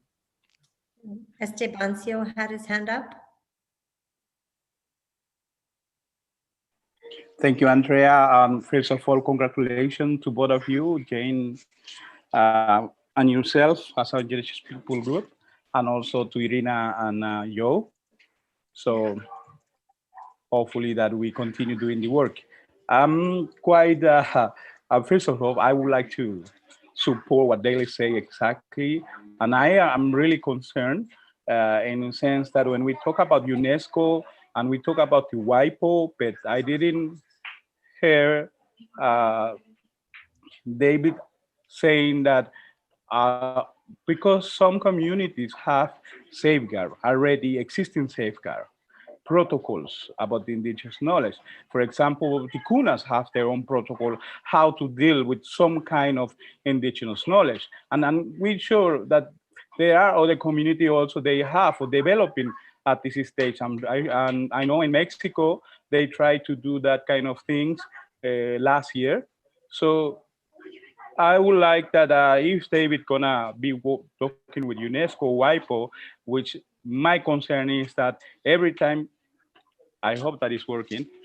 I'm quite concerned also about the internet. Every time when we talk with WIPO, we talk with UNESCO, we're always talking about branding, marketing, all the business issues. But we're not talking about the safeguarding, having protocol, protecting indigenous people's communities, indigenous knowledge, things like this. And for example, in many cases, like in CVD, they have national reports from the countries. And some question that they have in their reports, which I think that activity 3 or 4, we will have monitoring the work that have been doing parties or UN itself and stuff.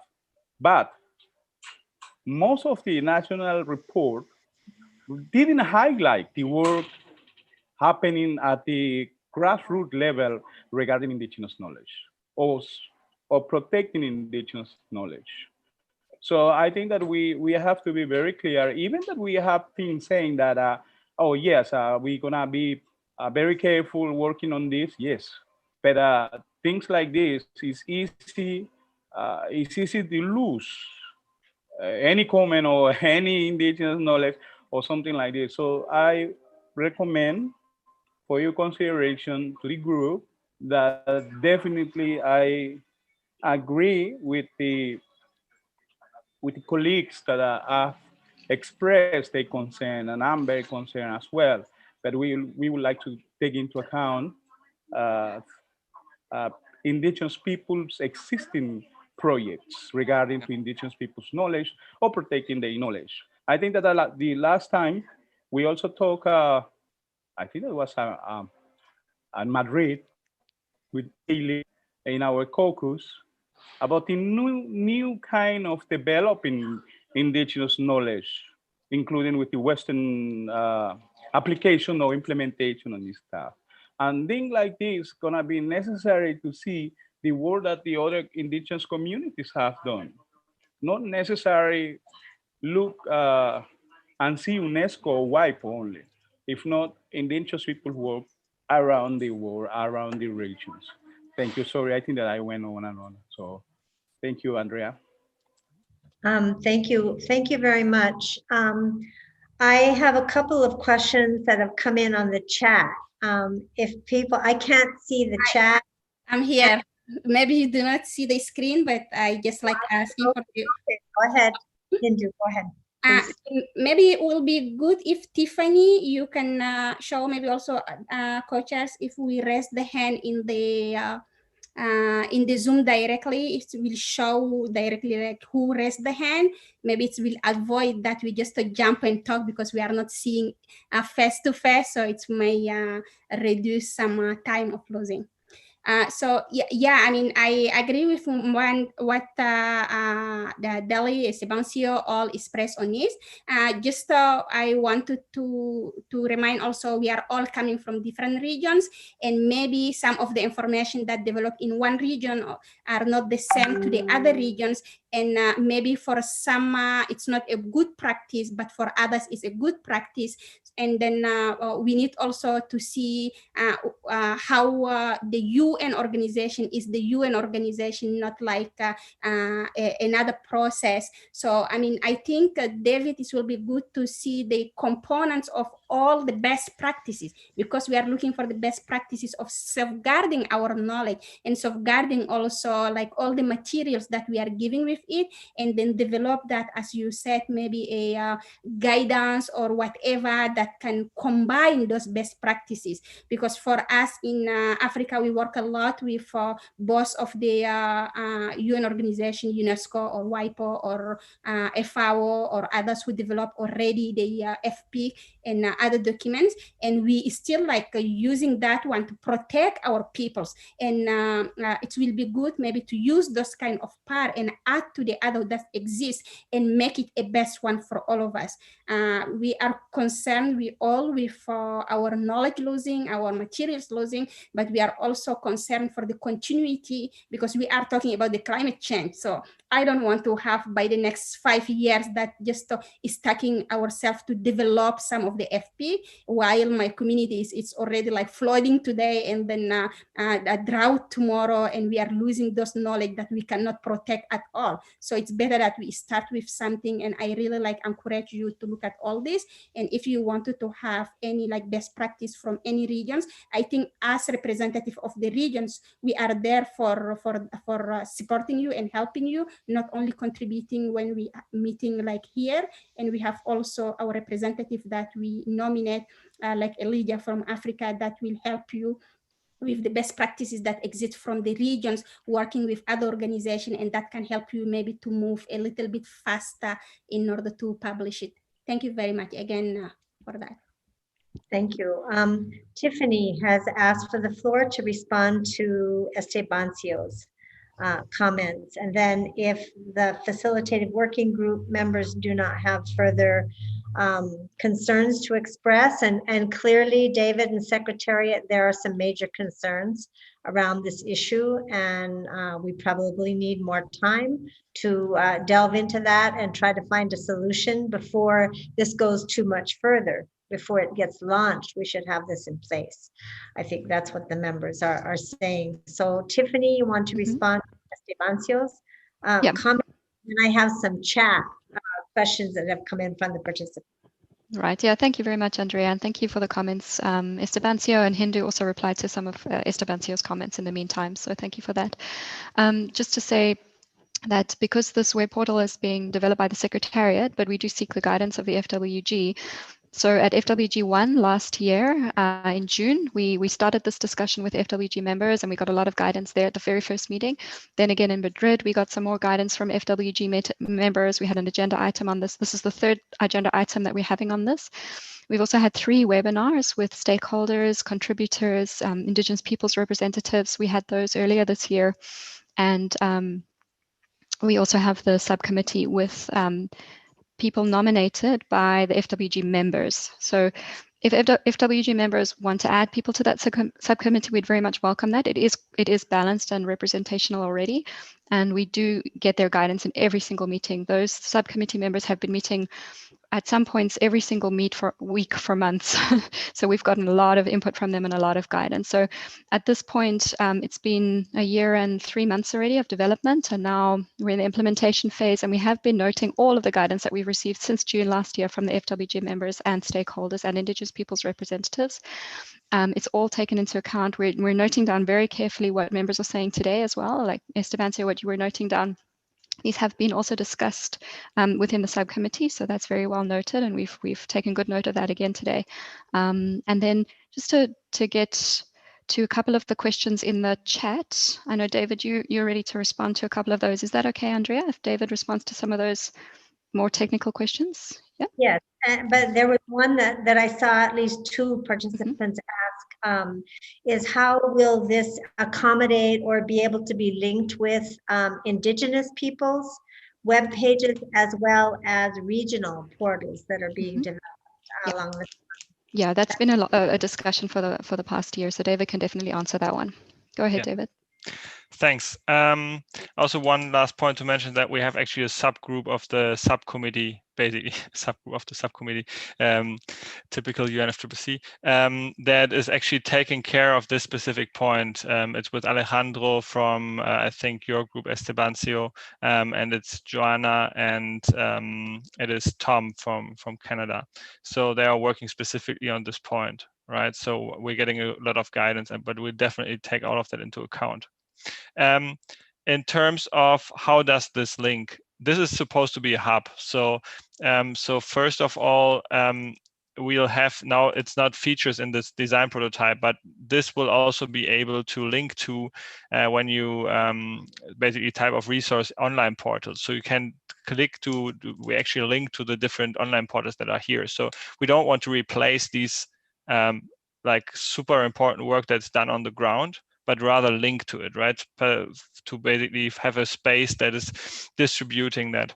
Then we'll also have a page where different regions are being featured, and for example, organizations in the regions, resources from that regions, right? And upcoming events to feature, and that came out very clearly also from the last FWG meeting, to feature also the different regions, right? So that's also something that will be on the portal. So what I can say to this one is really it's a hub in the sense of we have like some consolidation of information here, but the real information or the knowledge will basically will redirect you to a place where more information can be found. So it really tries to add value to the whole ecosystem of web pages and portals that already exist instead of trying to replacing them.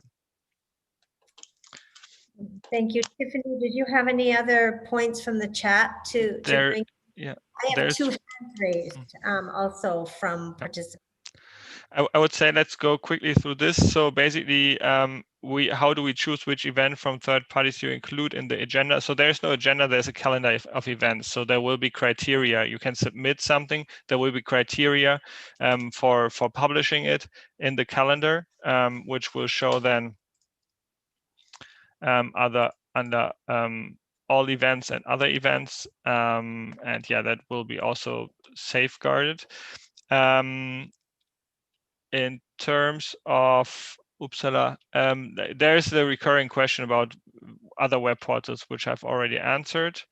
And then Uppsala, is there another question that was in here? Otherwise, there was a question about when will the platform be, when will the portal be launched? Yeah, this will be December, but also said that we don't need, basically, if, for example, parts are not ready, we don't need to publish them. For example, submission of information, we can deactivate that. So there is no risk in terms of proceeding with the development in order to be timely, and probably the decision not to have the submission function for the information hub. This will be added then at a later stage once we are clear about the governance, and the FWG subcommittee is working on that. Okay, thank you so much. I have 2 questions from the floor, and I know we're almost done with the time allotted for this agenda item. So if you could be brief with your questions or comments. I have Ricardo Manuel Perez Bailon and then Gustavo Sanchez Valle. So unmute your mic, please. Ricardo, and go ahead. You have the floor. Okay, thank you. Yeah, just one proposal, because my question has already been asked about the linkages between the international website and the regional and national platform websites. For example, in Peru, as my colleague from the Environmental Ministry of Peru said, there is already an indigenous platform, an official indigenous platform. So maybe the question is, because I mean, the infrastructure is ready to receive information from different other web pages, but is there going to be any responsible of actually searching and updating the information, to take the information from the national websites and regional websites to upload it to the international hub? Because this is really important to keep the web updated and functional. So maybe if there is any discussion and proposals and in the Peru or Latin American platforms, it can be immediately uploaded and even translated in English, so indigenous people from other regions can read and learn and discuss and be ready for the next meeting with the knowledge of what's happening on the ground, with different kind of discussion on different levels. I think this is really, really important. So I suggest, I don't know if this has been already proposed, to have a responsible inside the working group to actually checks the web and the national regional platforms to update the international hub. So we can have a really useful tool to see what's happening in Asia, in Africa, in the northern countries, and so on. So this is just a proposal. Thank you, Ricardo. Do you want to respond, David, or anyone else? Yes, so there will be at some point, once we really had a clear process of submitting and safeguarding, it will be opened for submitting also information, these kind of things. So you could put a link to your web portal there. Yeah, and then this will be this will serve as the link to or basically as your entry point here. there is, I mean, we have a lot of mappings going on, and so it ties in with the broader work of the FWG. So mapping results will also be shown here. We'll not have somebody constantly searching through the web for new things, because it's also something that is basically needs to also come from the constituencies. Okay, thank you. One more question from the floor, and then we'll have a wrap up for this topic. Gustavo Sanchez Valle, you have the floor. Unmute your mic, please.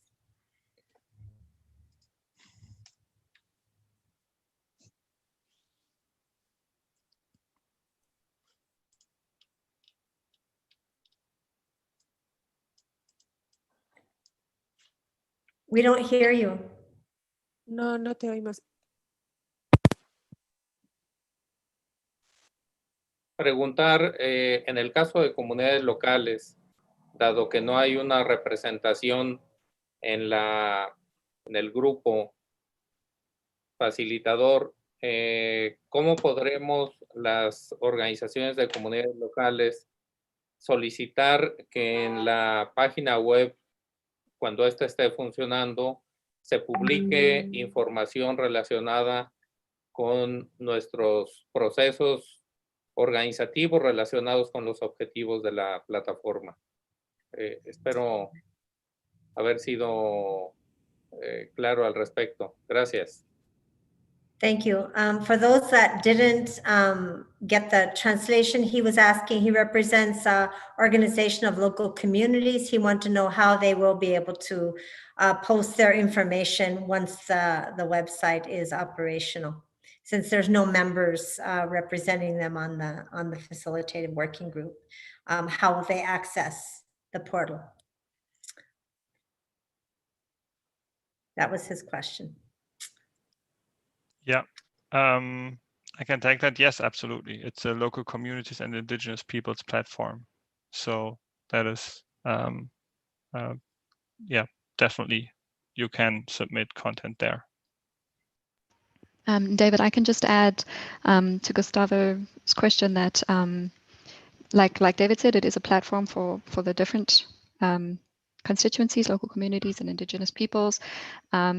We work under the guidance of the FWG on this and the subcommittee, and that guidance won't end once the portal's launched. So like David said, we will keep working on the portal after December once it's launched, and any part that isn't ready, we'll continue to work on, etc. And that'll continue to be under the guidance of the FWG members and the subcommittee. Of course, like Gustavo says, there's not a local community representative on the FWG. That is something that the parties are going to consider at the review of the FWG next year, at the end of next year at the COP. And so that's to be decided, Gustavo. Hey, thank you very much. As we can see, there's progress being made. I think that there was a strong voice from the FWG members, especially the indigenous members, that some kind of protocol for safeguards of free, prior, informed consent needs to be put in place and perhaps published on the homepage, so that we can assure everyone involved that is upheld in terms of what is going to be on the portal and the web page. So maybe we could assign somebody to work on a draft on that, or the committee members could work on it and circulate it to all of us by email for comment. But I think that my point of view, at least, is that needs to be in place before the launch.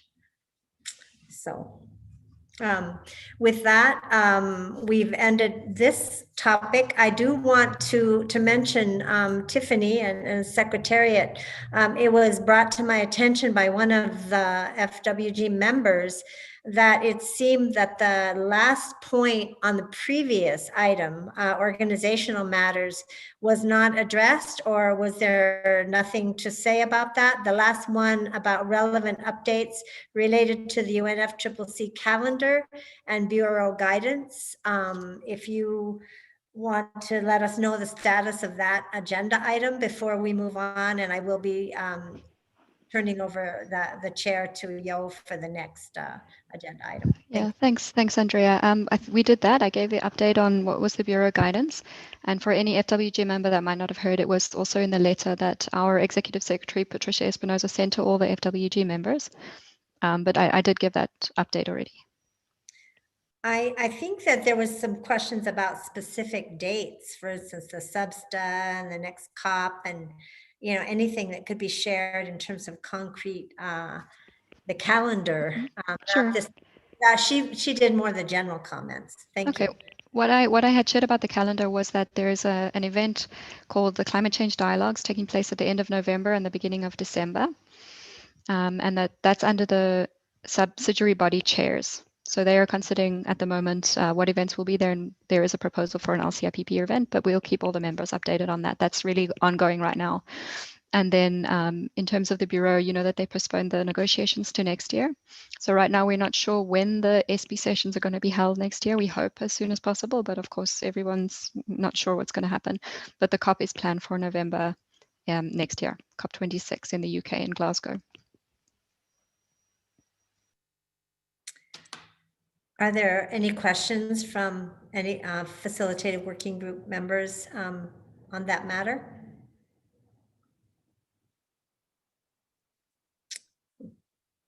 We're good? Okay.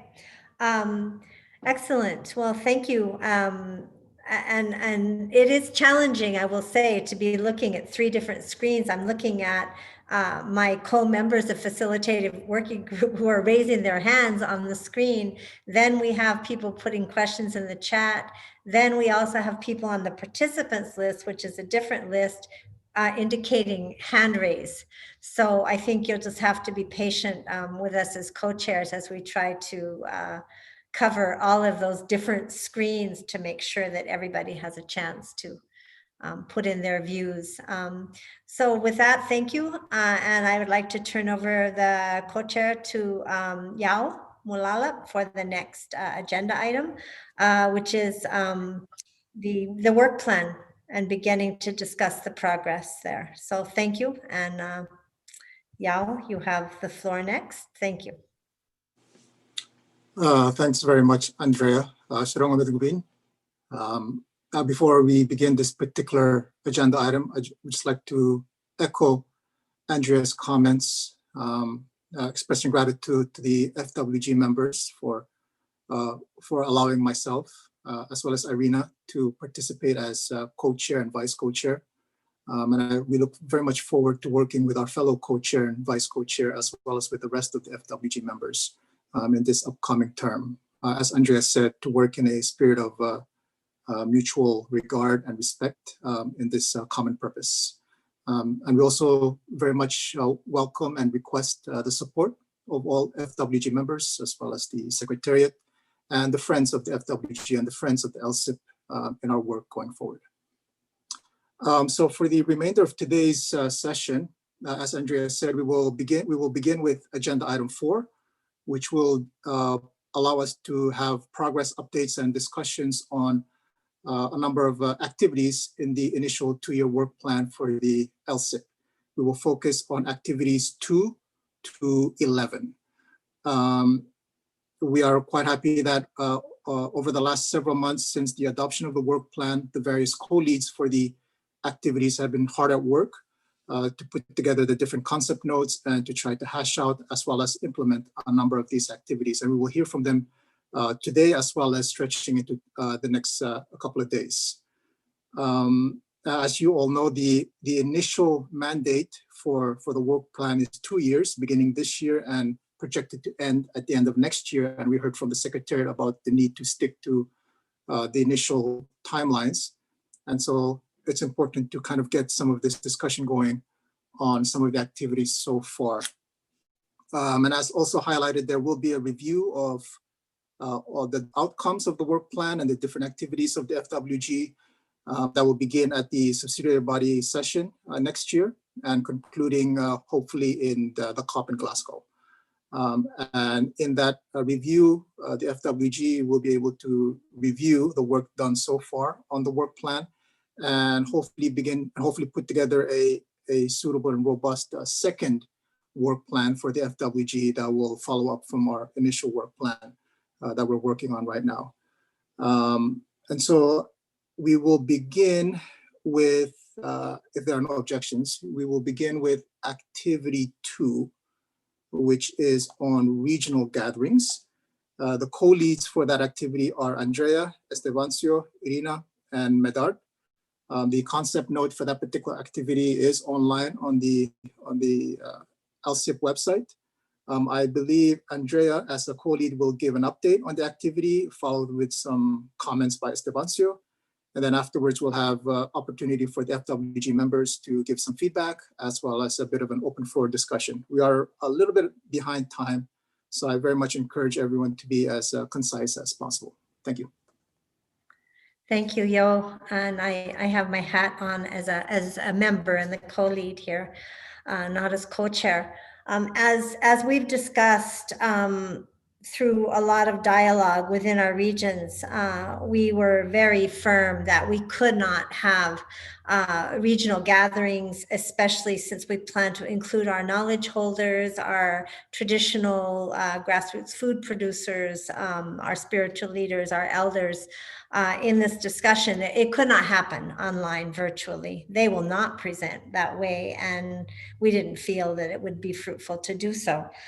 So rather than, and so based on that, it's been recommended that we roll this activity over the regional gatherings, given the status of the pandemic that is not decreasing worldwide at this point, and nobody knows when it will be safe to hold regional gatherings, especially with elders participating, that we roll it over till next year, that part of it, the face-to-face gatherings, and if need be, which we hope not, but if need be, that if we can't do these gatherings in our regions, we will then roll it over to the next work plan, and the co-leads can stay on as advisors or assistants, because some organizing and planning has already taken place, at least in our co-region, Latin America, North America, and probably in other regions too.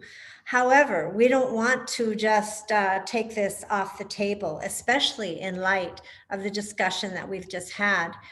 In our region, when we did the original proposal for the plan of the LCIPP, before we were even selected as Facilitative Working Group, the need to come up with rights safeguards and and protocols for sharing of Indigenous knowledge was the first priority, certainly before the webpage was launched or a lot of the other activities happened. And we wanted this to happen. This is actually in both the methodologies and in point 4, the deliverables for the regional gatherings, that those discussions should happen regionally, as been pointed out, with the input of our knowledge holders. So it says we're supposed to come up with recommendations for rights safeguards and their implementation at all levels relevant to climate change, with a special focus on the regional levels. So this is a proposal that Estebancio and I have developed, is exactly what we were just talking about the portal, that there have been a lot of advances on the regional level. There have been multi-regional conferences of knowledge holders and food producers that have also made some recommendations, that we begin to compile those, that people send those to us as the co-leads, and we put them together in one document. We try to come up with some cross-cutting principles of rights, and also an opportunity for some regional input.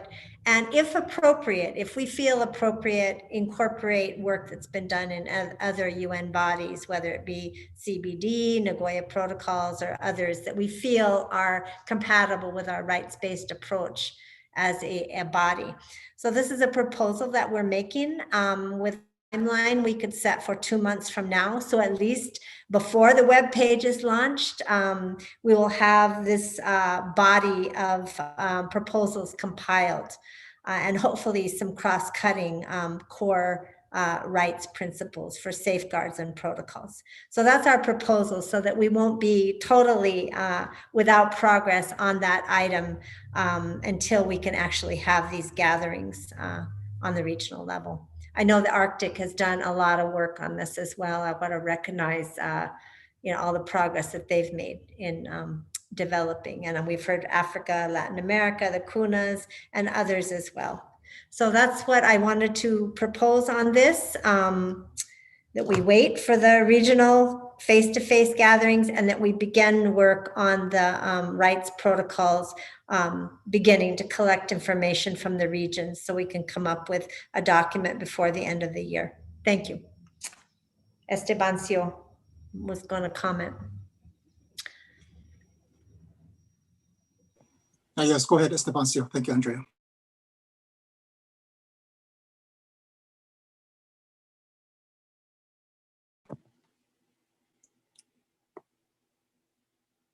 Estebancio, we cannot hear you. You might be on mute. May have lost him. That's the problem. He has a very delicate internet there, so maybe we can come back to him. But he and I discussed this at length. So that's a joint proposal, basically from North America and Latin America, Caribbean, of how to proceed. I'm not sure if we haven't discussed with our co-leads either. We just came up with this, so I don't know if maybe they have comments or other members. Thank you. Thank you very much, Andrea. If no other co-leads have anything to add to this particular update, then we will open up the floor to the FWG members for a bit of discussion on the update so far. And mindful that at least Andrea and Estebancio have a couple of proposals on the floor, so to speak. One, to postpone the regional gatherings from this year to hopefully next year. And secondly, to begin working on a compilation of rights protocols, beginning with inputs from the relevant regions, possibly with uploading to the dedicated web portal by the end of this year. I think that was the two main proposals from Estebancio and Andrea. So opening up the floor, please, to feedback from the FWG members.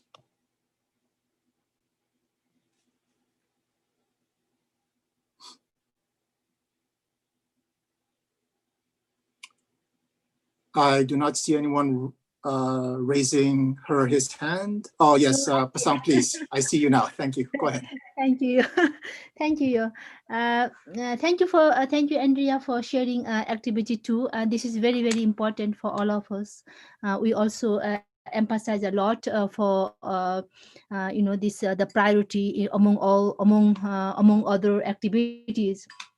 So we can understand the value of the importance of face-to-face, especially the building the capacity of indigenous people as well as the other stakeholders and the parties. But at the same time, I would like to suggest that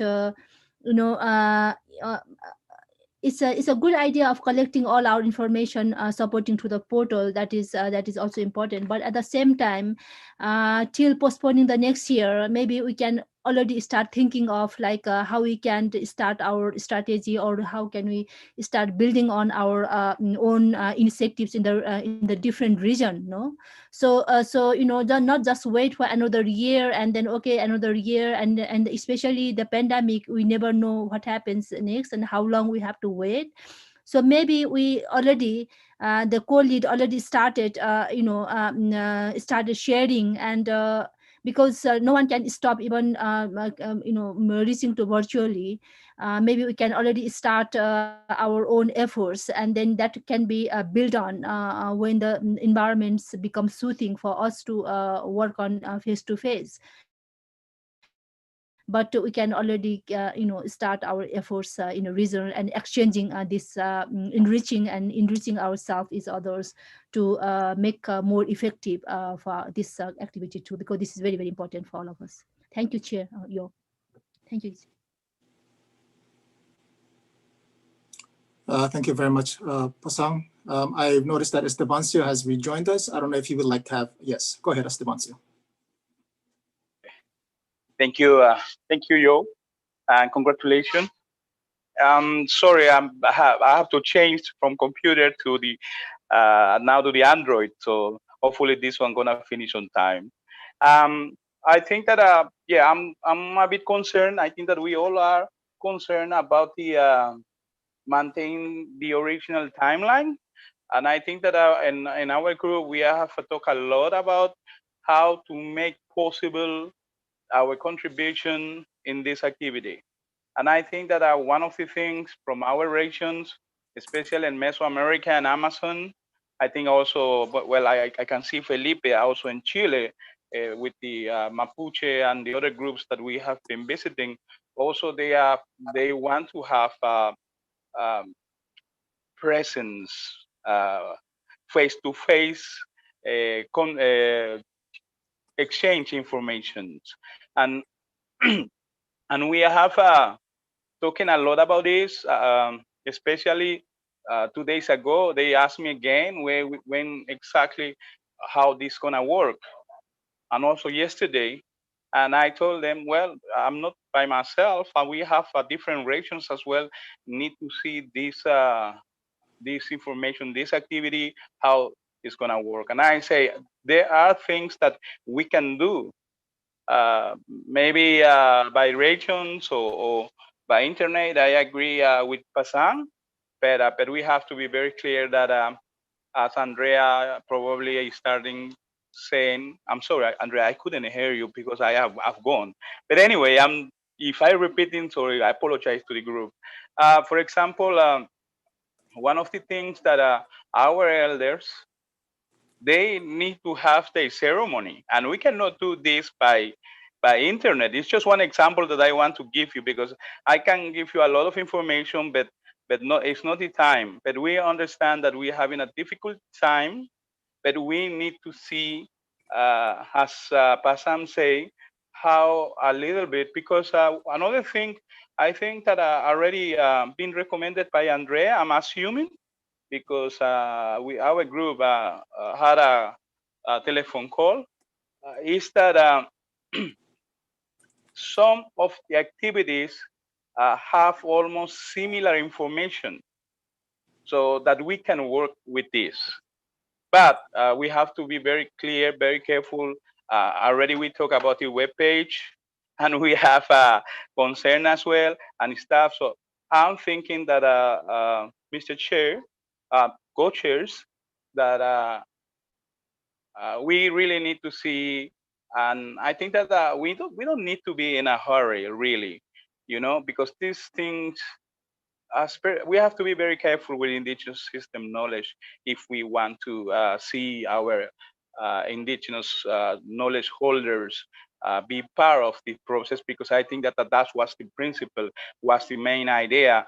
Bring our elder from the communities and see, no Estebancio or the other technician, or no, the indigenous knowledge holder is what we want to see them exchanging information.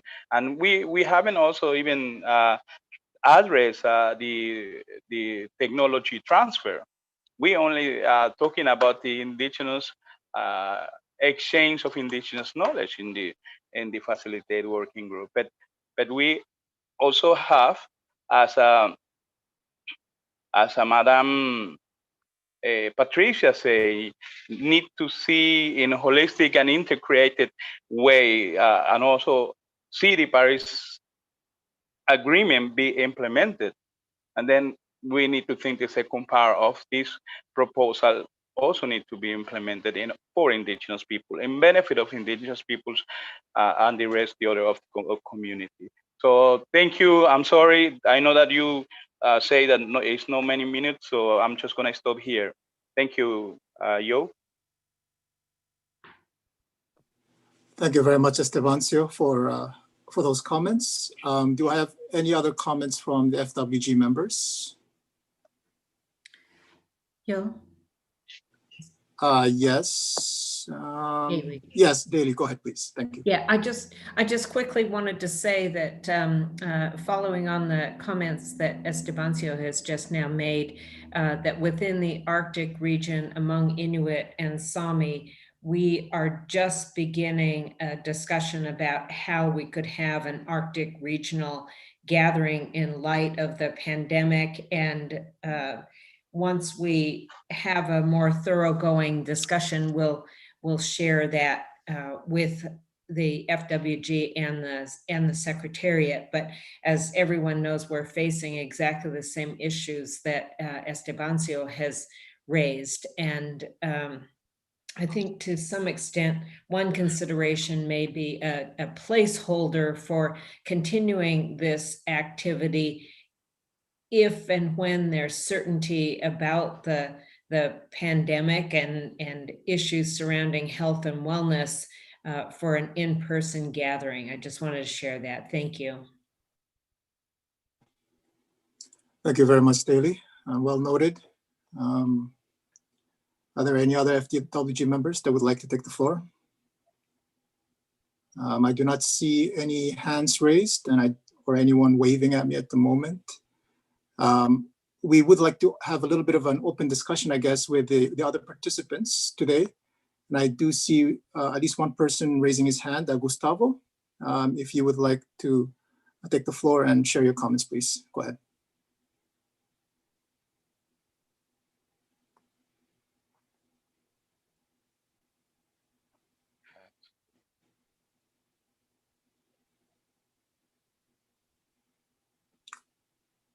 Gustavo, would you like to take the floor? Your hand is raised in the participants list.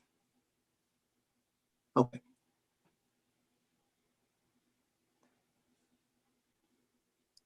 Gracias.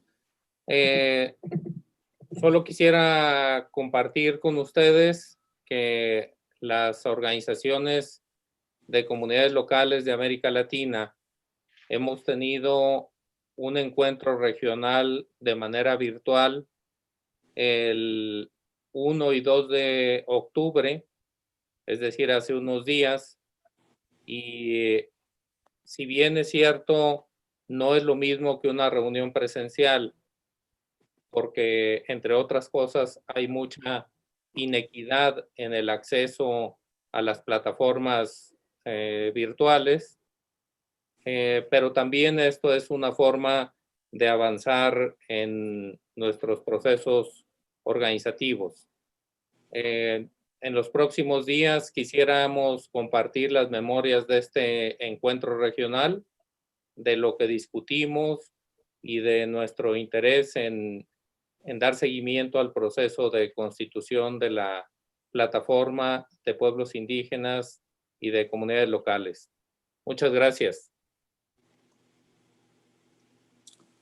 Thank you very much. Unfortunately, my app for interpretation does not work properly. If I might call one of my FWG members to translate, if that's possible, briefly. Yes, I can do it. Thank you. Gustavo told us that the name of the organization. Gustavo, could you please repeat it again?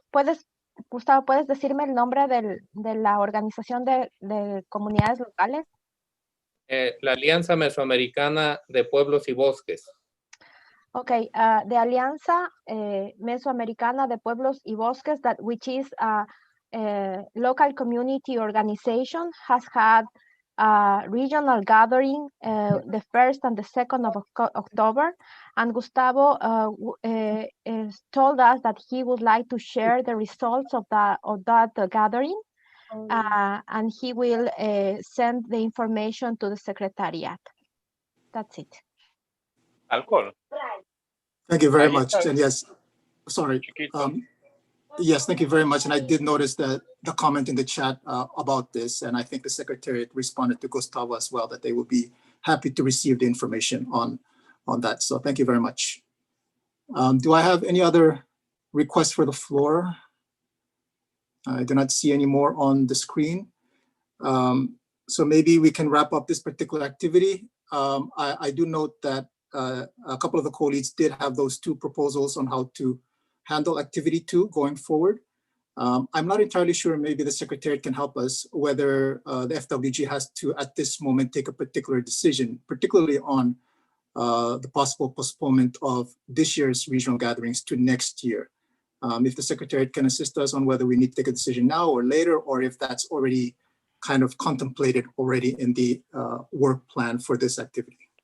Yeah, thanks, Yo. It's already in the concept note. And if anybody had an objection to what Andrea and Estebancio as the co-leads presented, then they should say it, but I didn't hear an objection. So we just continue with the guidance that they presented. Fantastic, thank you very much. And I do not see any more comments on this. So thank you very much to the co-leads, particularly Andrea and Estebancio, and the rest of the co-leads for your good work on this. We will move to activity number 3, which focuses on curricula, information about Indigenous peoples' curricula and materials for that. And I believe the co-leads for this particular activity are Daly and Jane. And my understanding is that Jane as co-lead will give a brief update on this activity. Go ahead, Jane. Thank you. Yes, thank you very much, Yo. And I will try and make this as quick as possible since we are a little bit past our meeting end time.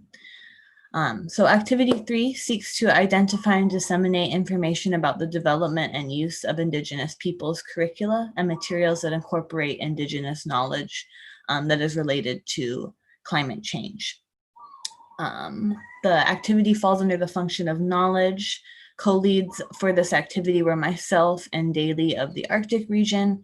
We also received much support and input from Joanna McDonald of the Inuit Circumpolar Council, as well as our former co-chair, Pasang.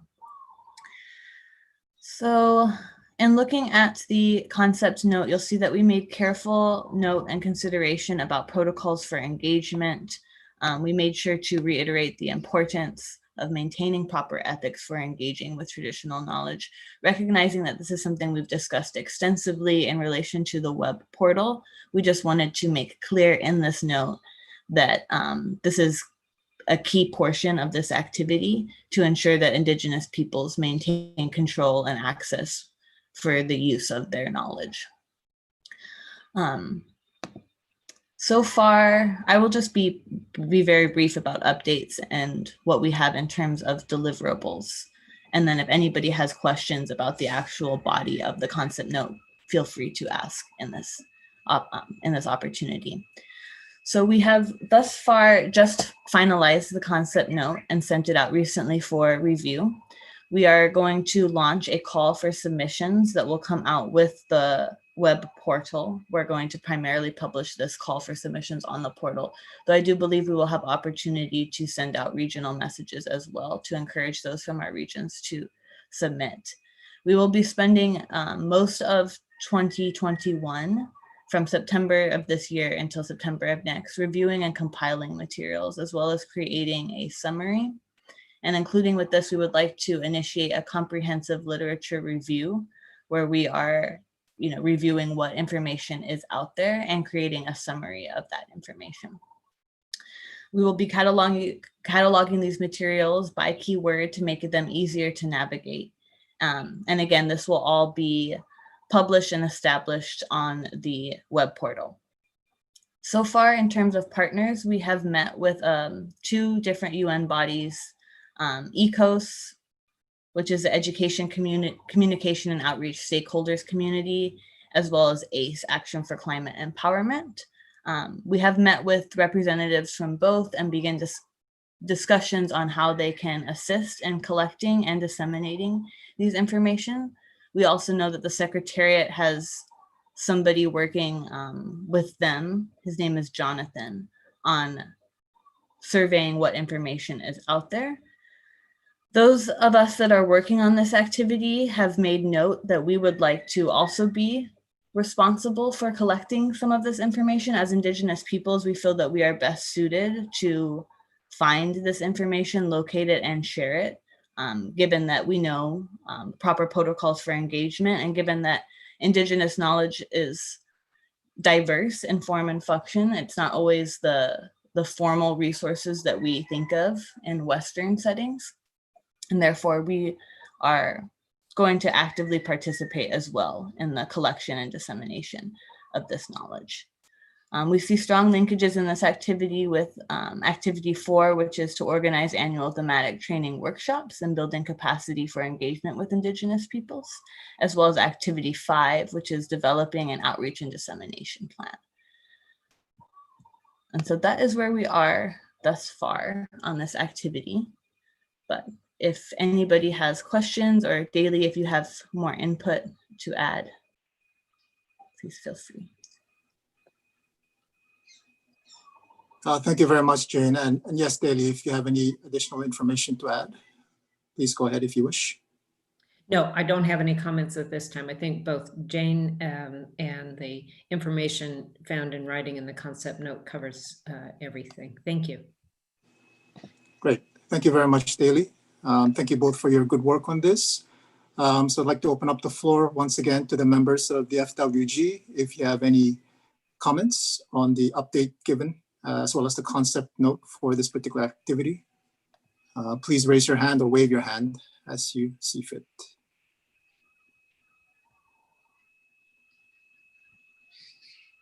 Pasang, go ahead. I see you. Go ahead. Yeah, thank you, Coach. So especially Dali, Jenny and Dali, I think they work very hard for this activity 3, and I would like to congratulate them. This is very important, one of the important activity for all of us, because this is the forum that helps us to okay.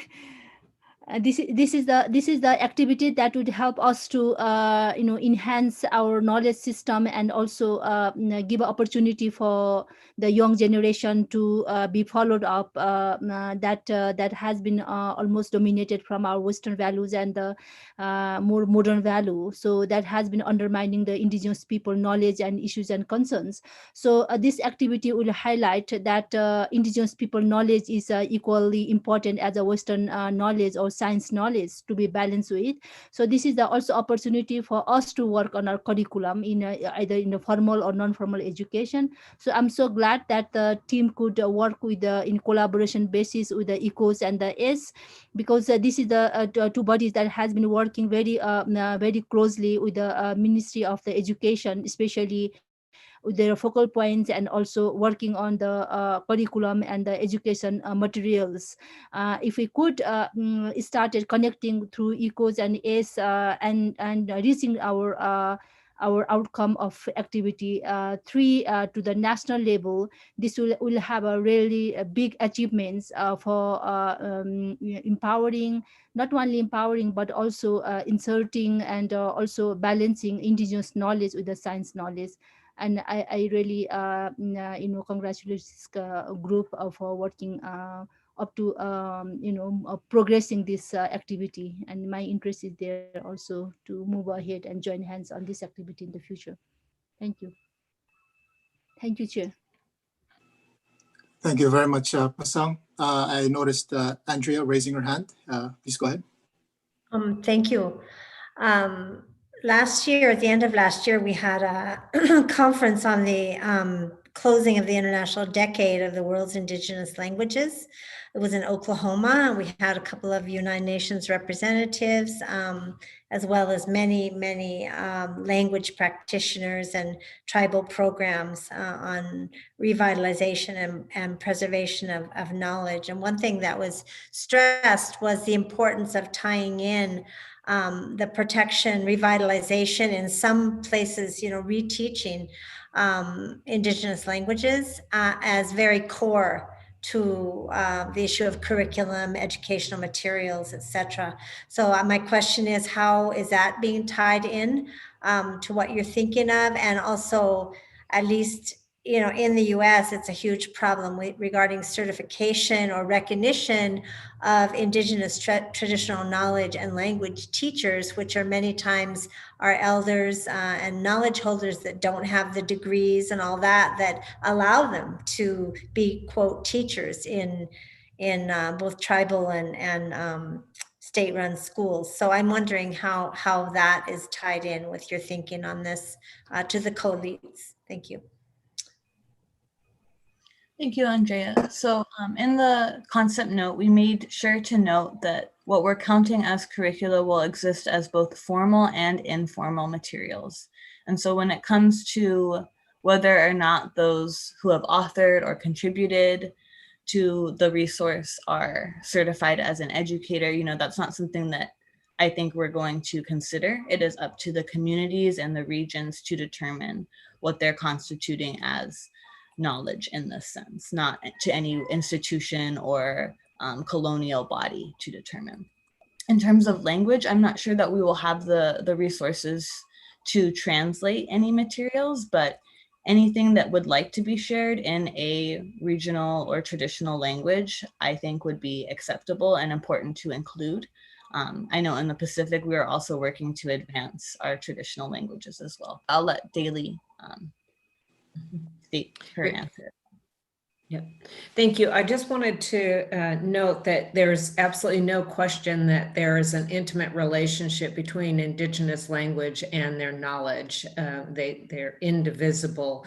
And I think that in the context of this activity, Jane is exactly right in terms of the extent to which various Indigenous peoples and the diverse regions want to share information that is intimately tied to their language and how they want to do so as far as curriculum and materials. But I would like to suggest that more specifically, this was underscored by every single region in relation to the International Year of Indigenous Languages. And my guess is that in the coming International Decade of Indigenous Languages from 2022 to 2032, that this will be a key feature of many of the activities and the significance and importance of Indigenous languages. So I think that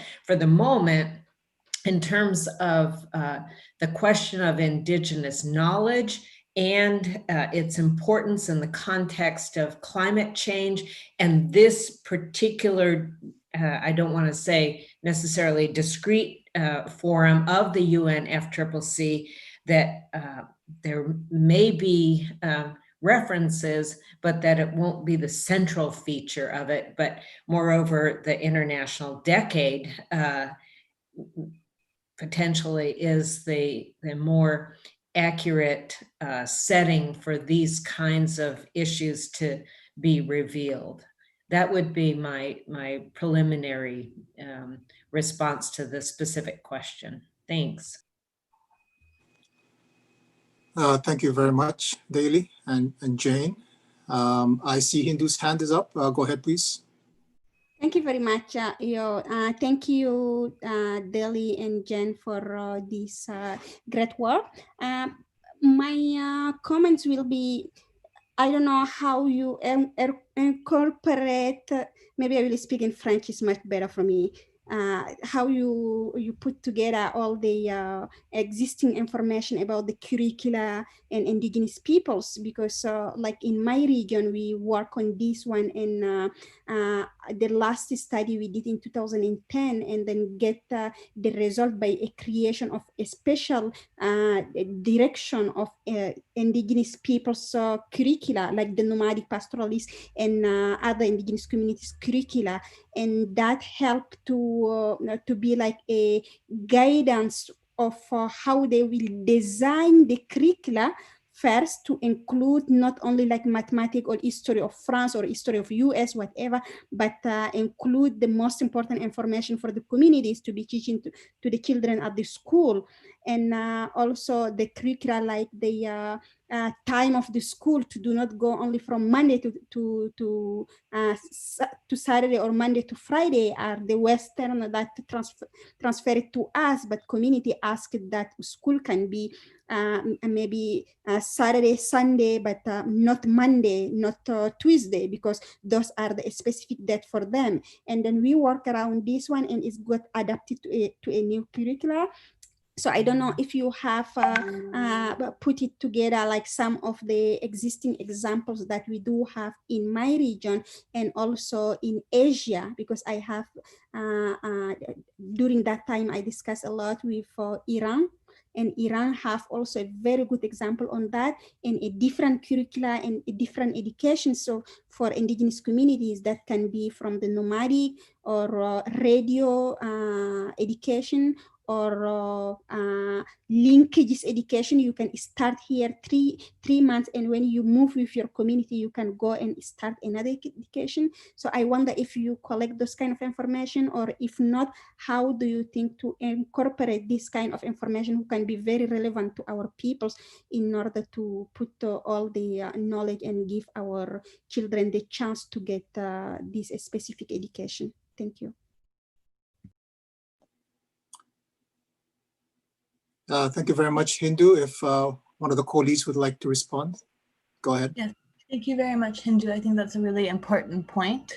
In terms of doing justice to every region and collecting adequate information between all of our 7 geographic regions, I think it's important that we invite all regions and specifically all FWG members to make direct contributions to the Secretariat in relation to curriculum and other resources, so that we can get some of those unique resources that are already being built through other initiatives into our platform where we see fit and appropriate.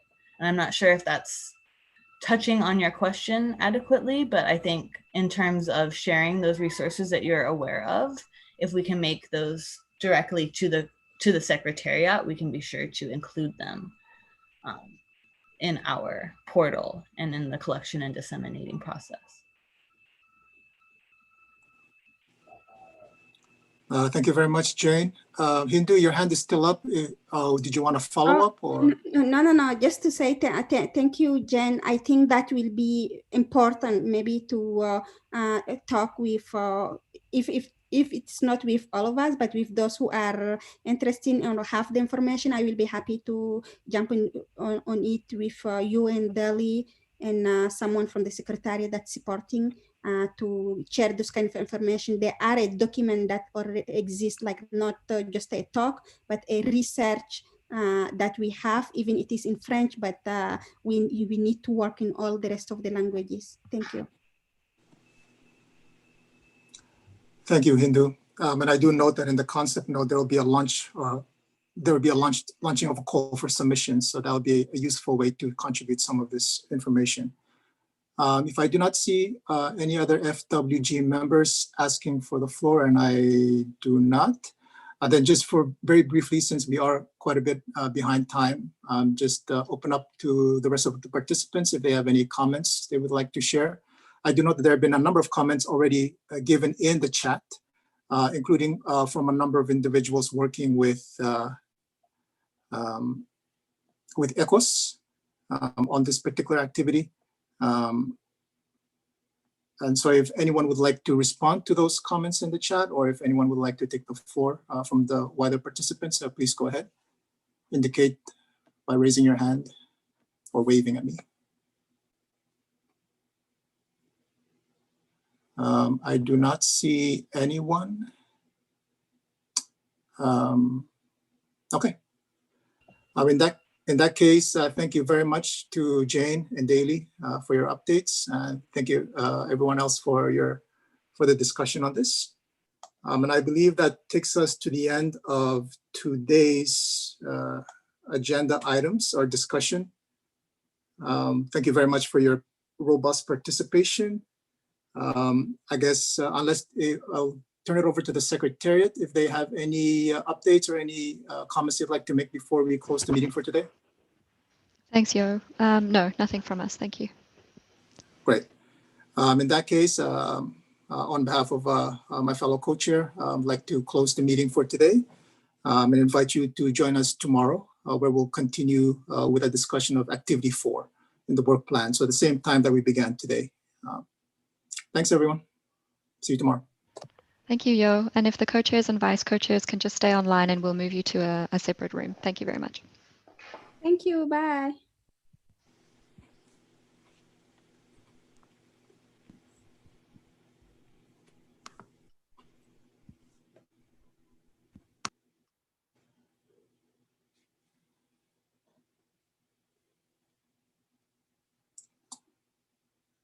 Tiffany, are you saving the chats or the chat?